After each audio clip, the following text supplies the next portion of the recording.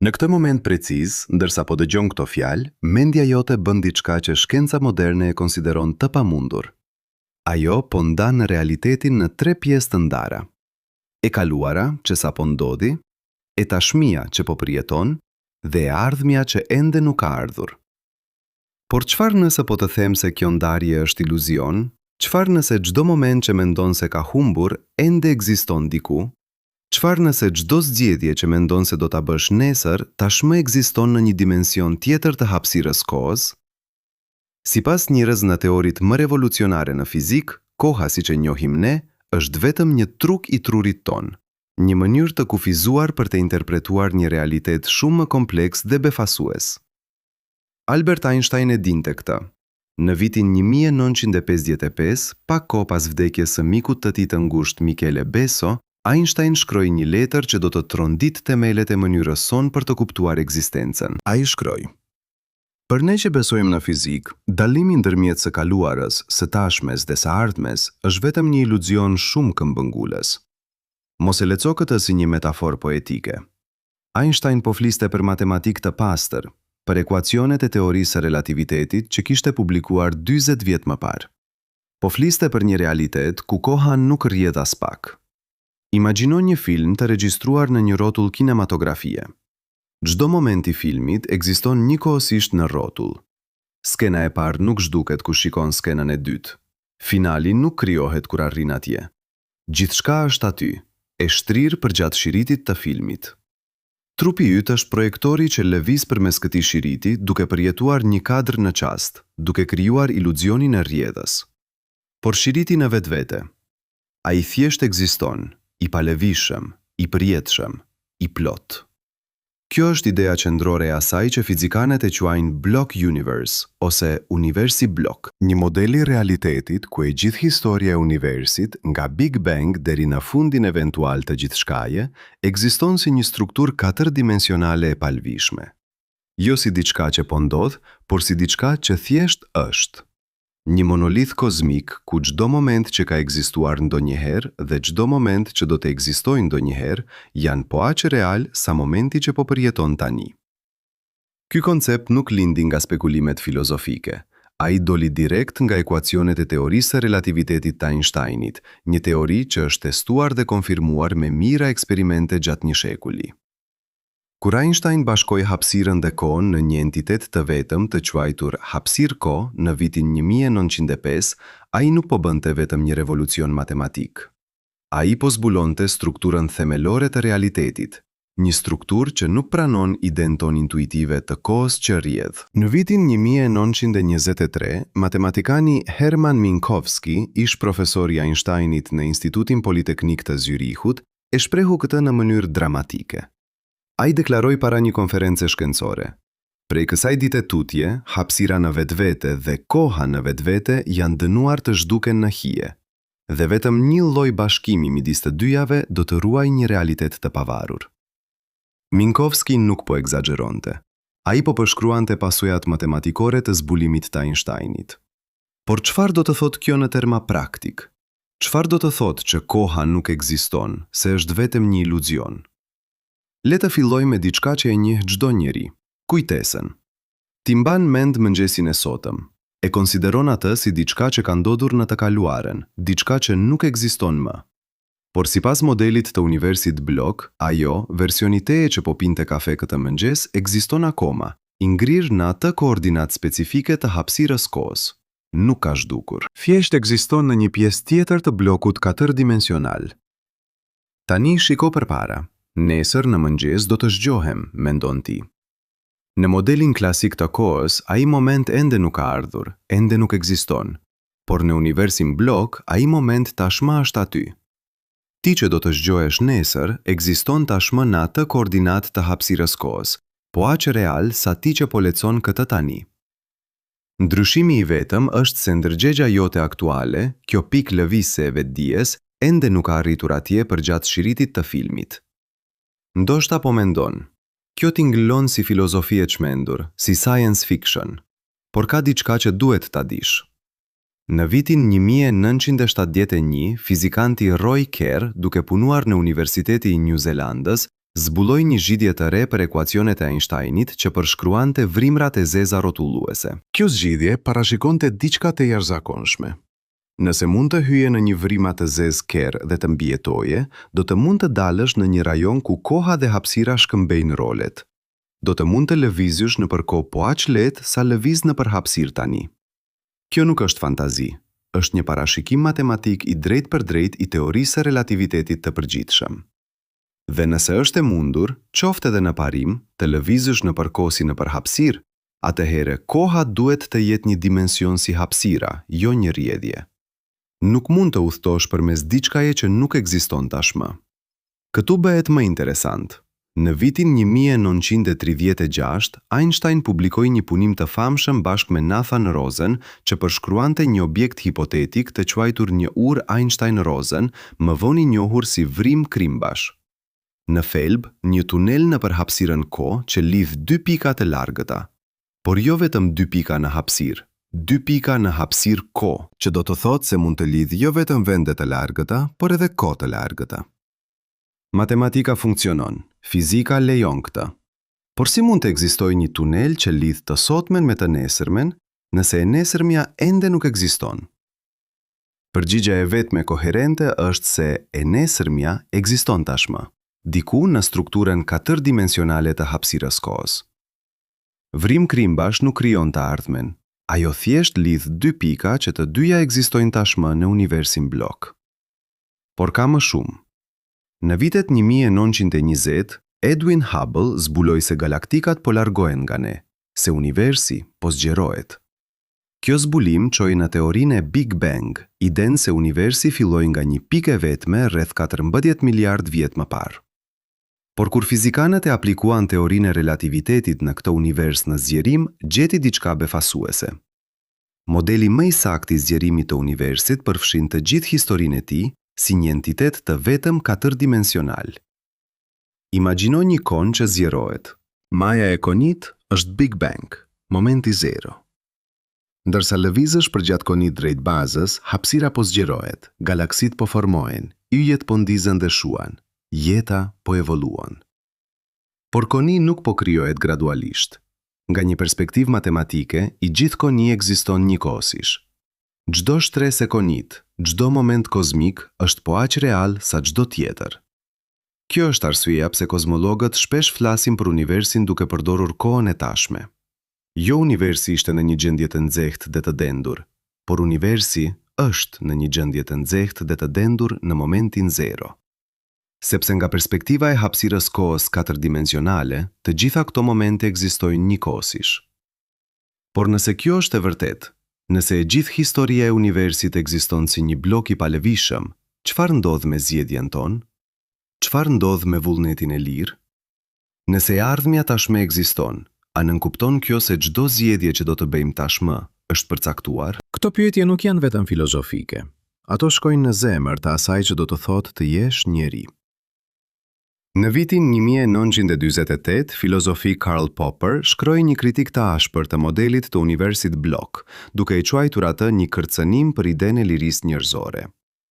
Ai argumentoi se nëse ardhmja ekziston tashmë, atëherë jemi thjesht aktor që luajnë një skenar të shkruar paraprakisht pa asnjë zgjedhje reale. Por fizikanët kundërshtuan. Ata thanë se modeli nuk mohon zgjedhjen, ai thjesht e riinterpreton atë në mënyrë që është në përputhje me strukturën e hapësirës kohës. Mendoje kështu.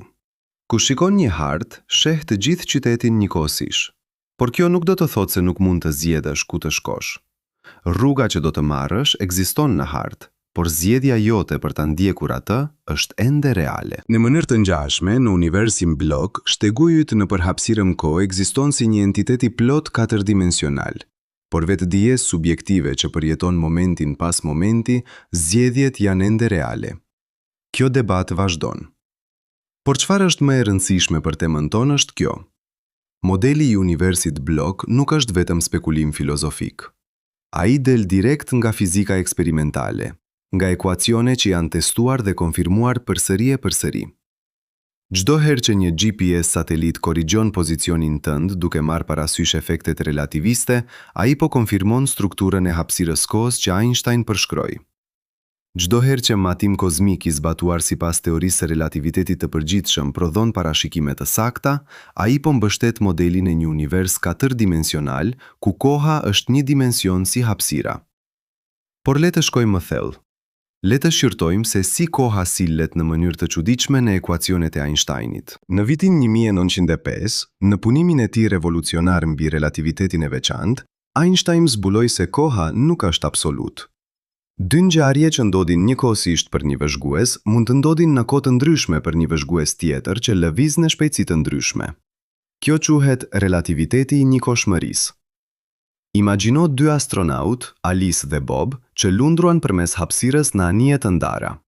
Alice lëviz në shpejtësi shumë të lartë në drejtim të tokës, ndërsa Bob është relativisht i palëvishëm. Në këtë moment, Alice dhe Bob kanë koncepte të ndryshme të asaj që do të thotë tani në tokë. Nëse Alice do të mund të shihte çfarë po ndodh në tokë në këtë moment, ajo do të shihte një ditë të ndryshme nga ajo që Bob do të shihte. Matematika e relativitetit tregon se dallimi mund të jetë orë, madje ditë, në varësi të shpejtësisë së tyre relative. Por këtu vjen pjesa që e shkatërron vërtet intuitat tonë. Nëse Alice sheh të shtunën në tokë si tani të saj, ndërsa Bob sheh të diellën si tani i tij, cilat prej tyre ka të drejtë? Përgjigja është të dy. Nuk ka një tani universal, një moment i vetëm që është i tashmi për të gjithë universin. Koncepti i tanishëm varet në kuadri i referencës, nga shpejtësia jote relative. Kjo do të thotë se, në këtë moment që po lexon këto fjalë, diku në univers ka një vëzhgues për të cilin e ardhmja jote e nesërme është tashmë e tashme e tij. Dhe ka një vëzhgues tjetër për të cilin e kaluara jote e një jave më parë është e tashme e tij. Të gjitha këto momente ekzistojnë njëkohësisht, por çdo vëzhgues përjeton një prerje të ndryshme nëpër bllokun katërdimensional si tani i tij. Në vitin 1929, fizikanti Hermann Weyl e shprehu këtë elegantisht.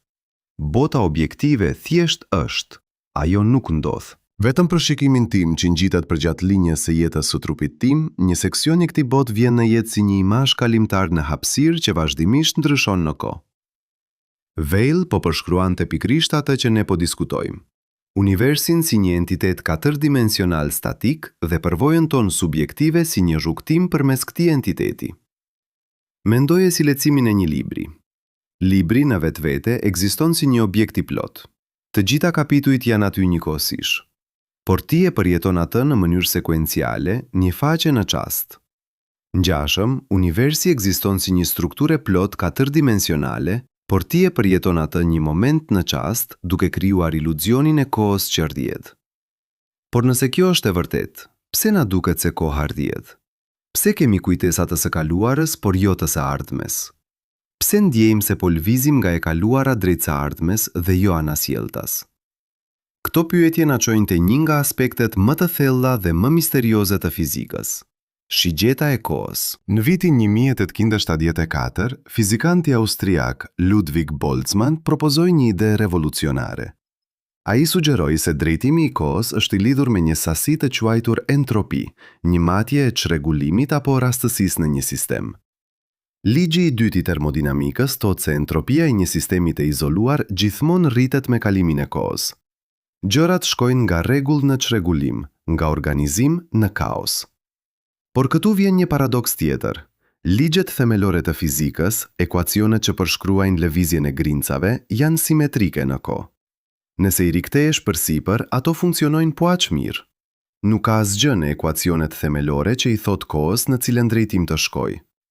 Por entropia i jep kohës një drejtim, një shigjet që tregon nga e kaluara drejt së ardhmes. Boltzmann propozoi se kjo shigjet e kohës nuk është thelbësore, ajo është statistike. Është rezultati i faktit se ka shumë më shumë mënyra për një sistem të jetë i çrregulluar se sa i rregulluar. Nëse fillosh me një sistem të rregulluar, ai natyrshëm do të lëviz drejt gjendjeve më të rregulluara, thjesht sepse ka më shumë prej tyre. Por kjo nuk do të thotë se koha rrjedh. Do të thotë vetëm se ne përjetojmë një progresion nga gjendjet e rregullta drejt gjendjeve të rregulluara.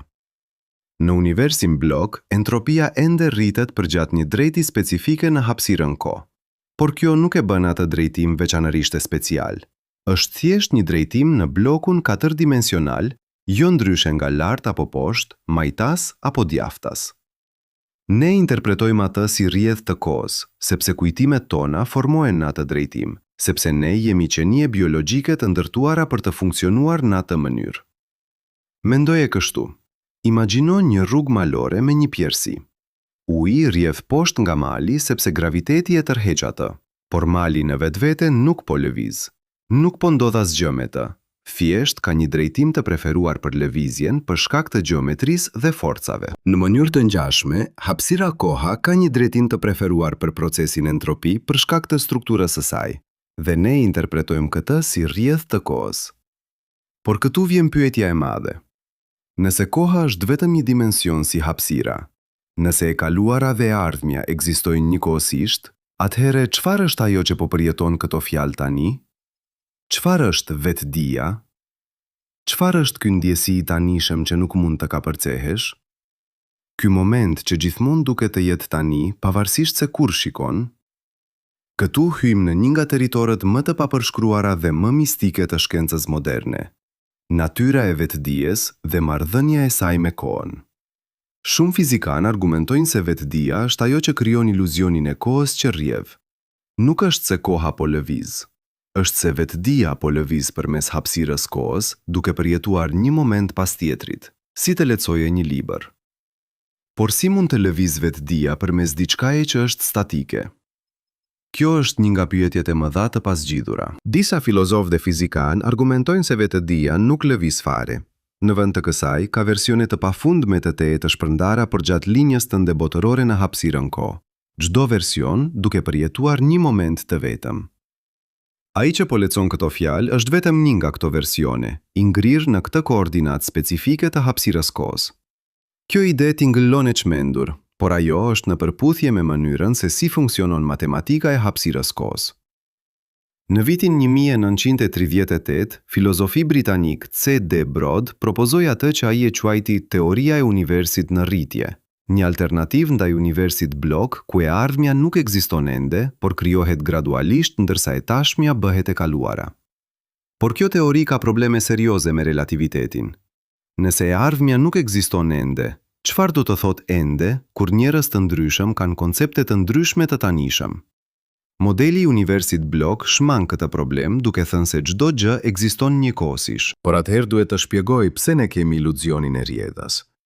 Dhe këtu hyjmë në një debat që vazhdon të djegë në kryqëzimin e fizikës, filozofisë dhe shkencës njohëse. Disa teoricienë argumentojnë se problemi nuk qëndron në fizik, por në mënyrën se si e konceptojmë vetëdinë. Imagjino një violinë që luan një simfoni. Violina në vetvete nuk po krijuar muzikën nga asgjëja, ajo thjesht po ekzekuton informacionin që është i koduar në partiturim. Trurit tënd mund t'i ndodhe njëjta gjë përgjatë linjës së tij botërore në hapësirën kohë. Çdo version i trurit tënd në çdo moment kohor përmban një gjendje specifike neurale që korespondon me një përvojë të vetme.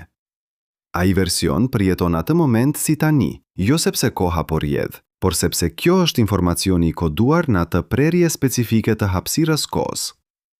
Mendoje si një disk i kompjuterit që përban një film. Çdo kadri i filmit ekziston njëkohësisht në disk. Kadri 120 nuk krijohet kur arrin atje gjatë shikimit. Ai tashmë është aty. Por kur e shikon filmin, trurit tënd i duket sikur po ndodh sekuencialisht, sikur po krijohet në kohë reale. Iluzioni krijuar nga mënyra se si sistemi yt i procesimit informacionit funksionon. Në mënyrë të ngjashme, përvojë jote e tanishëm mund të jetë thjesht mënyra se si neuronet e tua interpretojnë gjendjen e tyre aktuale, pa lidhje me ndonjë zhjedhje reale të kohës. Por këtu vjen diçka edhe më e çuditshme. Nëse shikojmë në shkallë më të vogël, në botën kuantike të atomeve dhe grincave subatomike, koha bëhet edhe më misterioze. Në vitin 1025, fizikani austriak Erwin Schrödinger publikoi një ekuacion që do të bëjë themeli i mekanikës kuantike. Ekuacioni i Schrödinger përshkruan se si funksioni i valës së një grimce evoluon përmes kohës. Por këtu është pjesa befasuese. Ekuacioni në vetvete është krejtësisht i reversueshëm në kohë. Nëse e riktheve kohën mbrapa, ai funksionon po aq mirë.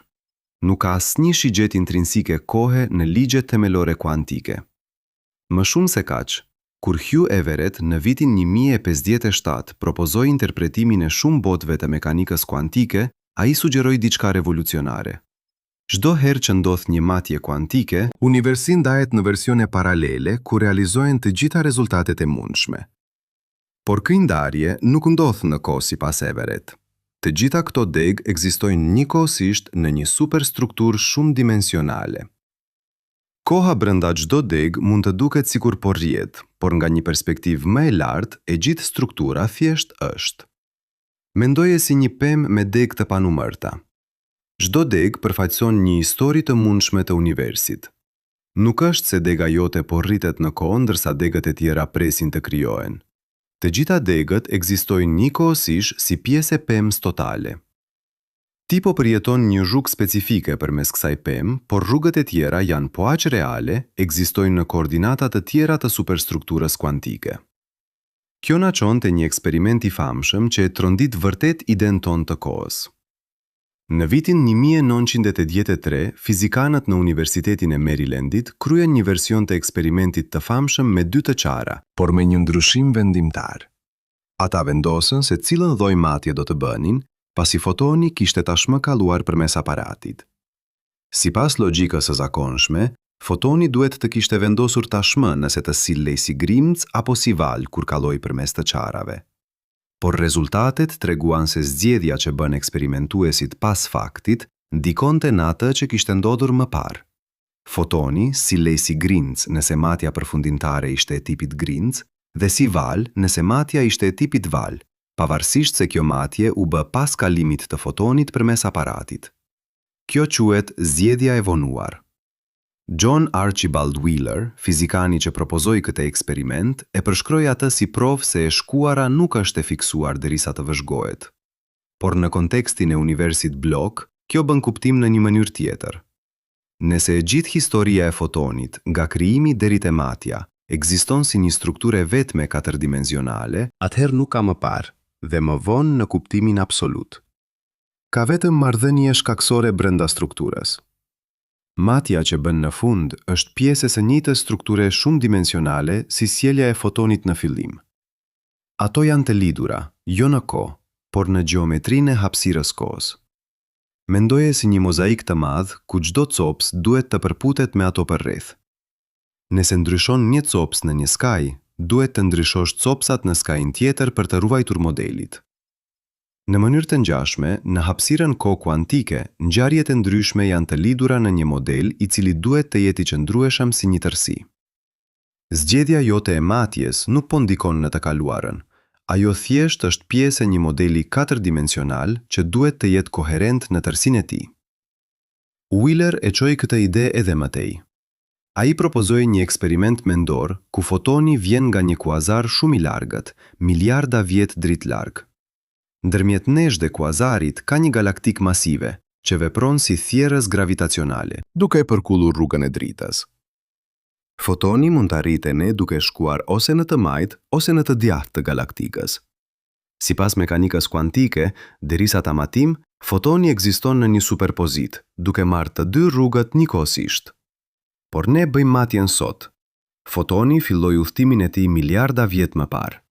A do të thotë kjo se zgjedhja jonë sot përcakton se çfarë bëri fotoni miliarda vjet më parë? Në një ndjesi, po. Por vetëm nëse e mendon kohën si diçka që rrjedh. Në universin blok, e gjithë kjo strukturë, nga nisja e fotonit te matja jonë, ekziston si një entitet i vetëm katërdimensional. Nuk ka para dhe pas në kuptimin absolut. Ka vetëm një gjeometri komplekse e hapësirës kohës, ku të gjitha ngjarjet janë të lidhura në një rrjet shkaksor. Por këtu vjen diçka edhe më e çuditshme. Nëse zmadhojmë shkallën nga fotone individuale të universi i tërë, gjejmë simetri të mahnitshme. Në vitin 1956, fizikani holandez Gerardus 't Hooft filloi të eksplorojë lidhjen midis teorisë së përgjithshme të relativitetit dhe mekanikës kuantike. Ai zbuloi diçka befasuese. Informacioni në një rajon tredimensional të hapësirës mund të kodohet plotësisht në një sipërfaqe dydimensionale që e rrethon atë rajon. Kjo ide u bë e njohur si parimi holografik. Imagjino një hologram. Kur e ndriçon me dritë, ai projekton një imazh tredimensional. por i gjithë informacioni për atë imazh është i koduar në një sipërfaqe të sheshtë dydimensionale. Në mënyrë të ngjashme, 't Hooft dhe më vonë Leonard Susskind argumentuan se i gjithë universi tredimensional që përjetojmë mund të jetë një projekcion holografik i informacionit të koduar në një sipërfaqe dydimensionale në kufijtë e universit. Dhe kjo sipërfaqe? Ajo nuk ka dimension kohe në mënyrën që e kuptojmë ne. Është një entitet statik, një strukturë gjeometrike pa rrjedhë. Mendoje kështu. Imagjino një film të regjistruar në një disk Blu-ray. Disku në vetvete është një objekt dydimensional me informacion të koduar në shirita spiral, por kur e luan, ai projekton një përvojë 4-dimensionale, 3 dimensione hapësirore plus koha që duket sikur po rrjedh. Ngjashëm, universi ynë 3-dimensional plus koha mund të jetë një projekcion i informacionit të koduar në një sipërfaqe 2-dimensionale ku koha nuk ekziston në mënyrën që e përjetojmë ne. Kjo ide ka pasoja të thella. Nëse universi është një hologram, atëherë çdo gjë që përjetojmë, duke përfshirë vetë rrjedhën e kohës, është një vetite e emergjuar, e diçkaje më themlore. Ashtu si temperatura e një gazi është një veti e emergjuar e lëvizjes së molekullave, koha mund të jetë një veti e emergjuar e dinamikës së informacionit në nivelin më thelbësor të realitetit. Por le të kthehemi te shkalla e përvojës njerëzore. Nëse koha është iluzion, nëse e kaluara dhe e ardhmja ekzistojnë njëkohësisht, atëherë çfarë ndodh me kujtesën tonë?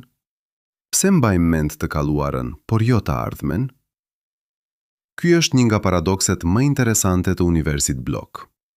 Në vitin 1979, filozofi Hugh Price në Universiteti i Cambridge-it argumentoi se asimetria e kujtesës son është vetëm një tjetër pasojë e shigjatës termodinamike të kohës. Ne formojmë kujtesa në drejtimin e rritjes së entropise. Kujtimet janë gjurmë fizike, ndryshime në strukturën e trurit ton, dhe këto gjurmë akumulohen në drejtimin e çrregullimit të rritjes. Mendoje si gjurmët në plazh. Kur ecën në rër, lë gjurmë pas, por nuk lë gjurmë përpara. Pse? Sepse kauzaliteti funksionon në një drejtim për shkak të termodinamikës.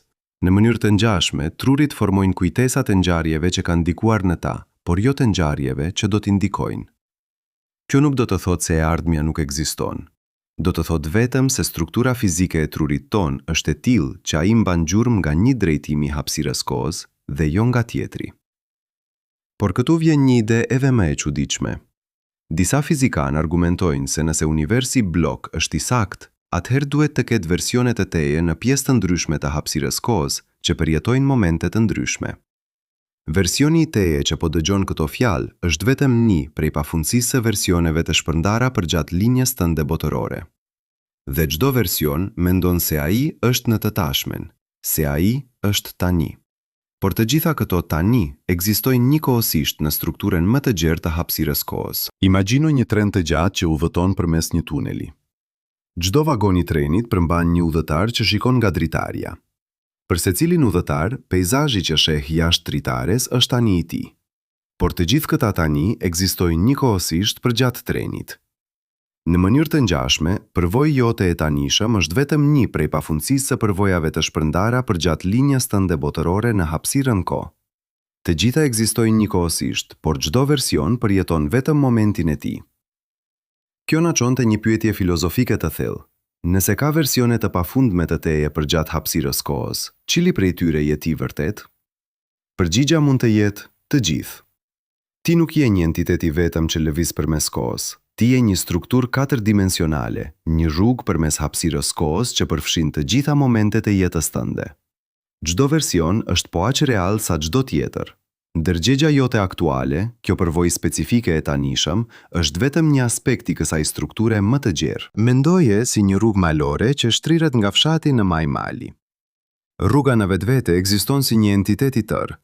Çdo pikë përgjatë rrugës është po aq reale sa çdo tjetër. Nuk është se rruga krijohet gradualisht ndërsa ecën në të. Ajo thjesht është, e shtrirë përgjatë peizazhit. Në mënyrë të ngjashme, jeta jote ekziston si një strukturë e tërë 4-dimensionale përgjatë hapësirës kohës. Çdo moment është po aq real sa çdo tjetër. Ti thjesht po përjeton një moment specifik në këtë çast, ashtu si një këmbësor përjeton një pikë specifike përgjatë rrugës. Por nëse kjo është e vërtet, çfarë ndodh me idenë e vdekjes? Nëse çdo moment i jetës tënde ekziston për herë në universin blok, atëherë në një kuptim, ti kurrë nuk vdes. Versioni i teje që është duke lecuar këto fjalë do të ekzistojë për herë në këtë koordinat të hapësirës kohës. Vdekja do të thotë thjesht se linja jote botërore nuk shtrihet më tej në drejtimin kohor, por të gjitha momentet që tashmë ekzistojnë, vazhdojnë të ekzistojnë për herë. Në vitin 1955, pak para vdekjes së tij, Einstein shkroi ato fjalë të famshme për mikun e tij, Michel Besso. Tani ai ka ikur nga ky botë çuditshëm, një pak përpara meje. Kjo nuk do të thotë asgjë. Ne që besojmë në fizik e dim se dallimi ndërmjet së kaluarës, së tashmes dhe së ardhmes është vetëm një iluzion shumë këmbëngullës. Einstein nuk po ngushëlohej me metafora poetike. Ai po shprehte një të vërtet thelbësore të fizikës. Nëse universi blok është i saktë, atëherë miku i tij, Michel Besso, ende ekziston në të gjitha momentet e jetës së tij, të përfshira përgjatë hapësirës kohës. Ai nuk ka zhdukur. Ai thjesht ekziston në koordinata të ndryshme të blokut katërdimensional. Por këtu duhet të ndalemi dhe të shqyrtojmë një kontratezë. Jo të gjithë fizikanët pajtohen me universin blok. Ka argumente të forta kundër tij. Lee Smolin, fizikan teorik në Institutin Perimeter për Fizik Teorike, ka argumentuar me forcë se koha është reale, se e ardhmja nuk ekziston ende dhe se universi është vërtet në evolim. Në librin e tij nga viti 2013 me titull Rilindja e kohës, Smolin argumenton se teoria e relativitetit nuk kërkon domosdoshmërisht një univers blok. Ai sugjeron se ka mënyra për të interpretuar ekuacionet e Einsteinit që ruajnë realitetin e rrjedhës së kohës. Smolin thot se një nga gabimet themelore është që kozmologët trajtojnë universin si një objekt që mund të studiohet nga jashtë. Por ne jemi brenda universit, ne jemi pjesë e tij, dhe nga brenda, koha duket vërtet të rrjedh. Ai argumenton se duhet të marrim seriozisht këtë përvojë të brendshme, jo ta largojmë si iluzion. Sipas Smolin, ligjet e fizikës vetë mund të evoluojnë me kalimin e kohës. Ajo që mendojmë si ligje të përjetshme mund të jenë vetëm modele që kanë lindur nga kushtet fillestare të universit dhe që mund të ndryshojnë në të ardhmen. Kjo është një qasje radikalisht e ndryshme. Ajo thot se ardhmja është vërtet e hapur, se ajo krijohet moment pas momenti përmes proceseve fizike që ne ende nuk i kuptojmë plotësisht. Kjo do të nënkuptonte se zgjedhjet tona janë reale në një kuptim shumë më të thellë. Ne nuk po luajmë thjesht rolin ton në një skenar të parashkruar. Ne po kontribuojmë vërtet në krijimin e së ardhmes. Por kjo qasje ka problemet e veta. Nëse ardhmja nuk ekziston ende, si shpjegon relativitetin e një koshmërisë? Si përkufizon tani në një univers ku vëzhgues të ndryshëm kanë koncepte të ndryshme të asaj që ekziston aktualisht? Smolin dhe kolegët e tij kanë propozuar zgjidhje të ndryshme, por asnjëra nuk ka fituar pranimin e gjerë në komunitetin fizik. Kjo na sjellte një çështje thelbësore. Si mund të zgjedhim midis këtyre perspektivave? A ka ndonjë eksperiment që mund të na tregojë nëse universi blok është i saktë apo nëse koha është vërtet duke u krijuar? Përgjigjja është komplekse. Shumë fizikanë argumentojnë se kjo është më shumë një çështje interpretimi sesa një çështje e faktit eksperimental. Të dy përshkrimet mund të japin të njëjtat parashikime për të gjitha eksperimentet e mundshme, gjë që do të thotë se ato janë empirikisht të barabarta. Por ka disa propozime për eksperimente që mund të hedhin dritë mbi këtë çështje. Një qasje përfshin studimin e entanglement kuantik në shkallë kozmike. Entanglement është fenomeni ku dy grimca kuantike mbeten të lidhura pavarësisht nga distanca që i ndan. Nëse njëra grimcë matet dhe gjendet në një gjendje të caktuar, grimca tjetër menjëherë merr një gjendje përkatëse, edhe nëse janë miliarda kilometra larg. Einstein i quajti këtë veprimi i frikshëm në distancë, sepse dukej se shkel parimin se asgjë nuk mund të udhtojë më shpejt se drita. Por entanglement bën kuptim në kontekstin e universit blok. Nëse të dy grimcat dhe matjet e tyre ekzistojnë njëkohësisht në një strukturë katërdimensionale, atëherë nuk ka nevojë për ndonjë sinjal të shpejtë drite. Marrëdhënia është e koduar në gjeometrinë e hapësirës kohës në vetvete. Disa fizikanë janë duke eksploruar nëse modelet e veçanta të entanglement kozmik mund të favorojnë interpretimin e universit blok mbi alternativat. Një tjetër qasje përfshin studimin e kujtesës dhe ndërgjegjes në nivel neurosenkore. Nëse përvojë jone rrjedhës së kohës është vërtet një iluzion i krijuar nga mënyra se si trurit procesojnë informacionin, atëherë duhet të jemi në gjendje të gjejmë mekanizmat neurale specifike që krijojnë këtë iluzion. Disa neuroshkencëtar janë duke punuar pikërisht në këtë drejtim, duke studiuar se si trurit i ndërtojnë një ndjesi të së tashmes dhe si ky ndjesi ndryshon në kushte të ndryshme. Por le të kthehemi te pyetja që po na pret. Nëse universi blok është i saktë, çfarë do të thotë kjo për koncepte si faji dhe përgjegjësia? Nëse veprimet e tua janë pjesë e një strukture të paraekzistuar 4-dimensionale, a je përgjegjës për to? Kjo është një nga pyetjet më të vështira që lind nga ky model. Filozofi i shekujve të mesëm Boëtius balafaqoi një pyetje të ngjashme në kontekstin e parashikimit hyjnor. Nëse Perëndia di paraprakisht çdo gjë që do të ndodhë, si mund të kemi vullnet të lirë? Zgjidhja e tij ishte të argumentojë se Perëndia ekziston jashtë kohës, shikon të gjithë historinë njëkohësisht nga një perspektivë përjetshme. Nga kjo perspektivë, të gjitha momentet janë po aq të hapura dhe të pakushtzuara sa duken për ne në të tashmen. Në mënyrë të ngjashme, disa filozofë bashkohor argumentojnë se edhe në një univers blok, zgjedhjet tona janë ende reale. Ato janë reale për versionin e nesh që po i përjeton ato në atë moment. Fakti se ato ekzistojnë në një strukturë më të gjerë 4-dimensionale nuk i bën ato më pak autentike.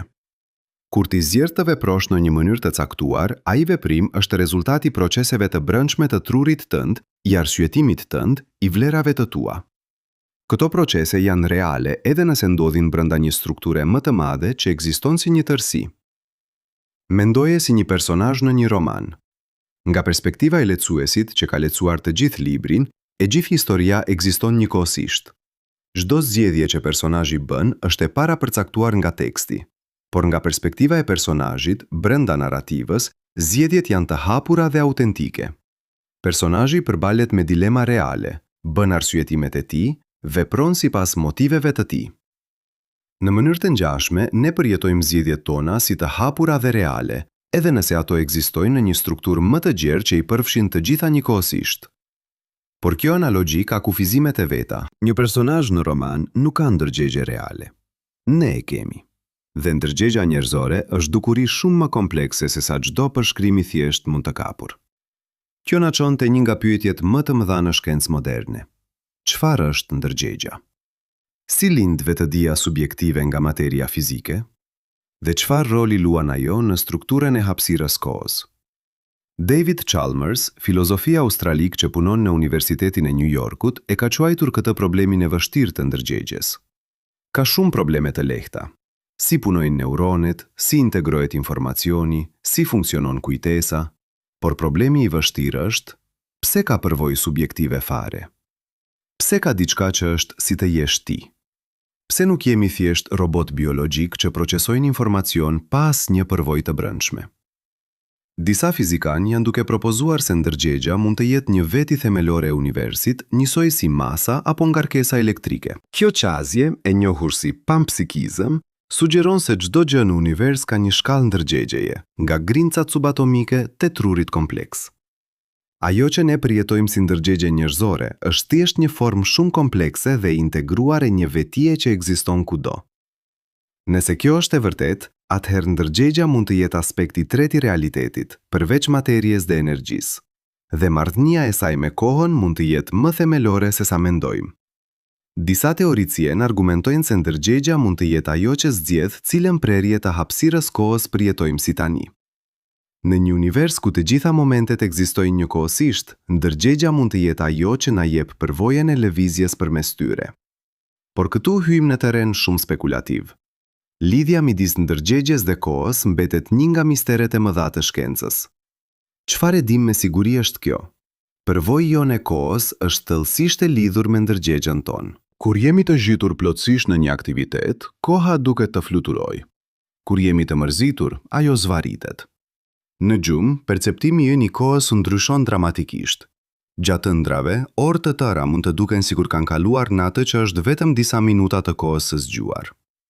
Këto fenomene sugjerojnë se përvojë jone e kohës nuk është një pasqyrimi drejt për drejt i ndonjë kohe objektive që rrjedh. Ajo është një ndërtim i trurit, një mënyrë të organizimit të përvojave në një sekuencë narrative. Dhe nëse është ndërtim, atëherë është e arsyeshme të mendojmë se realiteti themelor mund të jetë i ndryshëm nga përvojë jonë subjektive e tij. Mendoje si dhimbjen. Dhimbja është e re. Kjo ndjeshmëri subjektive e dhimbjes nuk mund të reduktohet në thjesht sinjale nervore. Ka diçka më shumë atje. Një përvojë e brendshme që nuk mund të kapet nga përshkrimi fizik i proceseve neurale. Në mënyrë të ngjashme, përvojë jonë e rrjedhës së kohës mund të jetë një veti emergjente e ndërgjegjes që nuk mund të reduktohet plotësisht në proceset fizike. Por le të kthehemi te një prej aspekteve më tronditëse të universit Bloch. Çfarë ndodh me kauzalitetin? Në përvojën tonë të përditshme, e kaluara shkakton të tashmen dhe e tashmia shkakton të ardhmen. Por në një univers ku të gjitha momentet ekzistojnë njëkohësisht, çfarë do të thotë shkaktimi? Kjo pyetje na çon te një nga debatet më të nxehta në filozofinë e kohës. Nëse e ardhmja tashmë ekziston, a mund të themi se e kaluara e shkakton atë?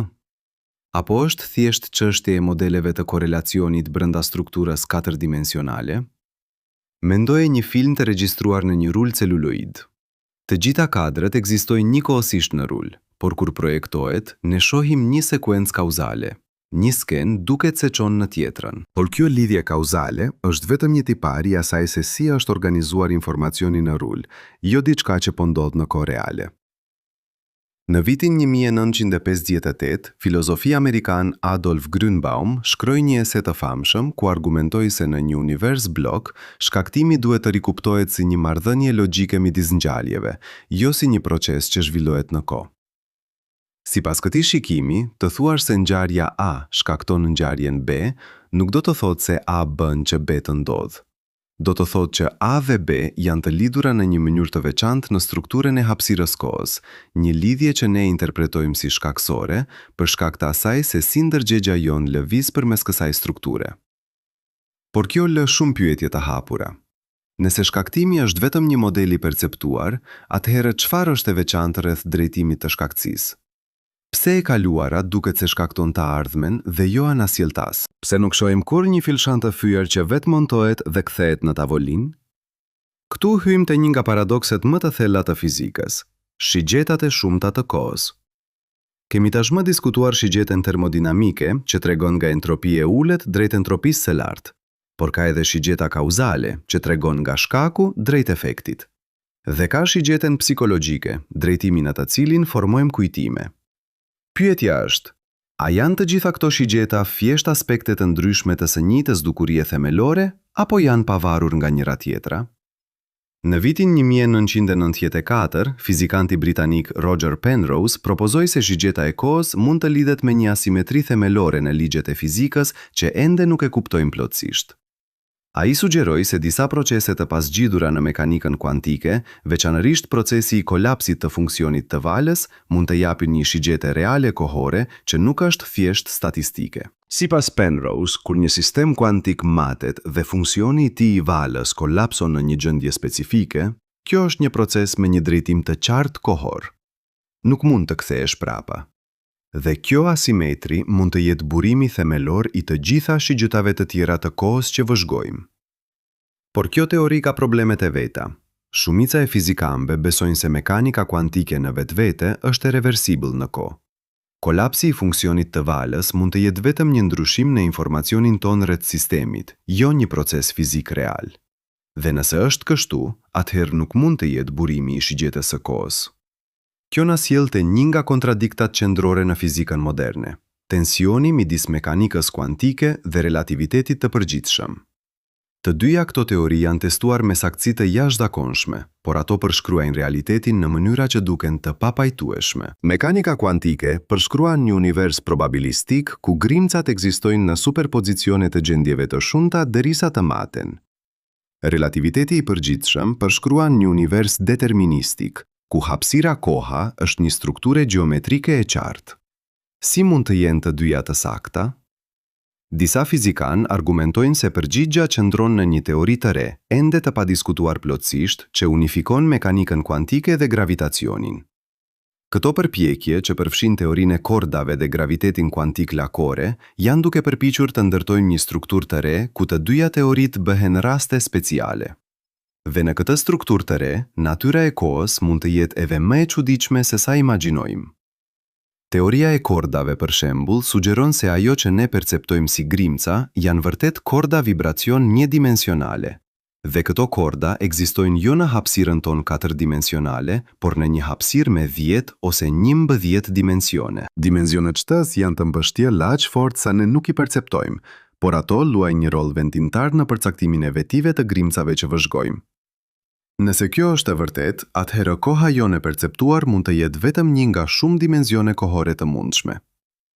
Mund të ketë struktura në këtë hapësirë më të lartë dimensionale, ku koha sillet në mënyra plotësisht të papritura. Mund të ketë qarqe të mbullura kohore, lak temporale, madje rajone ku koha nuk ekziston fare në atë formë që e njohim. Por këto janë teori, ende të patestuara. Ato mbeten spekulime matematikore, edhe pse elegante dhe të fuqishme. Çfarë e dim me siguri është se sa më thellë që shkojmë në natyrën e realitetit, aq më e çuditshme bëhet historia. Dhe kjo histori na detyron të rishikojmë çdo supozim që kemi rreth asaj që do të thotë të ekzistosh në univers. Le të shqyrtojmë tani një nga eksperimentet mendore më tronditëse që lidhet me universin blok, paradoksi i dynjashit. Imagjino dy binjake identik, Alice dhe Bob. Alice mbetet në tokë, ndërsa Bob fluturon në një raket me shpejtësi afër shpejtësisë së dritës drejt një ili të largët dhe më pas kthehet prapa. Sipas relativitetit të veçantë, kur Bob kthehet, ai do të jetë më i ri se Alice. Koha është ngadalësuar për të për shkak të shpejtësisë së tij të lartë. Kjo është e njohur si paradoksi i dynjashit dhe është provuar eksperimentalisht me orë atomike shumë të sakta. Por këtu vjen pjesa që lidhet me universin blok. Gjatë udhëtimit të tij, Bob ka një koncept të ndryshëm të asaj që është tani në tokë. Në fillim të udhëtimit të tij, kur ai përshpejton larg nga toka, tani i tij përfshin një tokë ku Alice është më e re se kur ai nisi. Më vonë, kur ai ngadalson dhe kthehet prapa, tani i tij kalon në një tokë ku Alice është më e vjetër. Nga perspektiva e universit blok, kjo bën kuptim të përsosur. Të gjitha momentet e jetës së Alice ekzistojnë njëkohësisht në hapësirën kohë. Ndërsa Bob lëviz përmes kësaj strukture me shpejtësi të ndryshme, ai përjeton prerje të ndryshme përmes bllokut 4-dimensional si tani i tij. Por nga perspektiva e Alice që mbetet në tokë, Bob thjesht po plakitet më ngadalë. Asgjë e çuditshme nuk po ndodh me kohën e saj. Kjo ilustron një nga aspektet më të fuqishme të universit blok. Ai e bën relativitetin e njëkohshmërisë intuitiv. Nëse përpiqemi të mendojmë për kohën si diçka që rrjedh, paradoksi i dynjashit bëhet i çuditshëm dhe i vështirë për të kuptuar. Por nëse mendojmë për hapësirën kohë si një strukturë gjeometrike statike, gjithçka bie në vend. Bob dhe Alice janë thjesht duke lëvizur përgjatë shtegëve të ndryshëm përmes kësaj strukture, dhe përvojat e tyre të tani pasqyrojnë këto shtegje të ndryshme. Por kjo na sjellte një pyetje edhe më e thellë. Nëse të gjitha momentet ekzistojnë njëkohësisht, çfarë ndodh kur dikush vdes? Në një kuptim, ai person ende ekziston në të gjitha momentet e jetës së tij. Ai nuk është zhdukur. Ai është thjesht i lokalizuar në një rajon të caktuar të hapësirës kohës. Nga perspektiva e universit blok, vdekja nuk është fundi i ekzistencës. Është thjesht kufiri i linjës botërore të një personi në një drejtim të veçantë në hapësirën kohë. Kjo perspektiv mund të duket ngushulluese për disa, vetronditëse për të tjerë.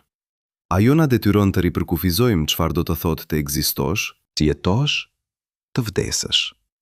Nëse të gjitha momentet e jetës tënde ekzistojnë përgjithmonë në strukturën e hapësirës kohës, atëherë në një kuptim, ti je i pavdekshëm. Jo në atë mënyrë që do të vazhdosh të përjetosh momente të reja pas vdekjes, por në atë mënyrë që çdo moment që ke përjetuar ekziston përgjithmonë si një koordinat në hapësirën kohë. Filozofët kanë debatuar për shekuj çfarë do të thotë të ekzistosh në kohë. A ekziston vetëm e tashmja, ndërsa e kaluara është zhdukur dhe e ardhmja nuk ka ardhur ende? Apo të gjitha momentet kanë të njëjtin status ontologjik? Modeli i universit blok mbështet interpretimin e dytë të njohur si eternalizëm. Por kjo nuk është vetëm një pozicion filozofik. Ajo del drejt për drejt nga mënyra se si funksionojnë ligjet e fizikës. Por le të shqyrtojmë tani një nga kundërshtimet më të forta ndaj universit blok, problemin e eksperiencës subjektive. Çdo një nga ne ka një ndjenjë të fortë se e tashmja është e veçantë. Ky moment tani duket më real se çdo moment tjetër. E kaluara ka ndodhur, e ardhmja do të ndodh, por vetëm e tashmja është. Si mund ta shpjegoj kjo një model ku të gjitha momentet janë barazvlefshme? Disa filozofë argumentojnë se kjo është një kundërshtim fatal ndaj universit blok. Thomas Crisp, filozof në Universitetin Biola, ka argumentuar se ndjenja jone së tashmes nuk mund të jetë vetëm një iluzion. Ajo është shumë qendrore për përvojën tonë, shumë thelbësore për atë që jemi. Nëse universi blok nuk mund ta shpjegojë këtë ndjesi, atëherë ai ka një problem serioz. Por mbrojtësit e universit blok kanë përgjigje. Ata argumentojnë se ndjenja e së tashmes mund të shpjegohet në termat e asaj se si trurit procesojnë informacionin. Çdo moment i ndërgjegjes përfshin një përvojë të së tashmes, sepse ajo është mënyra se si trurit organizojnë perceptimin. Por kjo nuk do të thotë se e tashmia është objektivisht e veçantë. Do të thotë vetëm se çdo moment i ndërgjegjes ka një strukturë të veçantë fenomenologjike, që krijon iluzionin e një momenti të veçantë të tanishëm. Mendoje kështu. Kur shikon një fotografi, fotografia në vetvete është statike, por nëse fotografia tregon një person që vrapon, ke një ndjenjë të lëvizjes. Lëvizja nuk është në fotografi, ajo është në interpretimin tënd. Në mënyrë të ngjashme, Ndjenja e rrjedhës së kohës mund të jetë një interpretim që trurit tan i jep një strukturë statike katërdimensionale. por kjo analogji ka kufizimet e veta. Trurit është pjesë e kësaj strukture katërdimensionale. Ai nuk e shikon atë nga jashtë. Çdo moment i funksionimit të trurit është një prerje e veçantë përmes hapësirës kohës. Veç çdo një nga këto prerje krijon një përvojë subjektive të së tashmes. Kjo do të thotë se ka një numër të pafund të momenteve të ndërgjegjes të shpërndara përgjatë linjës tënde botërore, secila duke përjetuar veten si të vetmin moment real. Kjo ide mund të duket e çuditshme, por ajo është në përputhje me matematikën e hapësirës kohës, dhe ajo ofron një mënyrë për të pajtuar përvojën tonë subjektive me strukturën objektive të universit. Por mbetet një pyetje thelbësore. Cila është lidhja midis këtyre momenteve të ndërgjegjes? Nëse çdo moment është një entitet i veçantë, çfarë krijon ndjesinë e vazhdimësisë? Gjësinë se je i njëjti person që ishe dje dhe që do të jesh nesër? Kjo na sjell te një nga pyetjet më të vjetra në filozofi, problemi i identitetit personal. Çfarë të bën ty? A është trupi yt? Por trupi ndryshon vazhdimisht. Qelizat vdesin dhe zëvendësohen. Brenda disa viteve, pothuajse çdo atom në trupin tënd do të jetë zëvendësuar. A është memoria jote?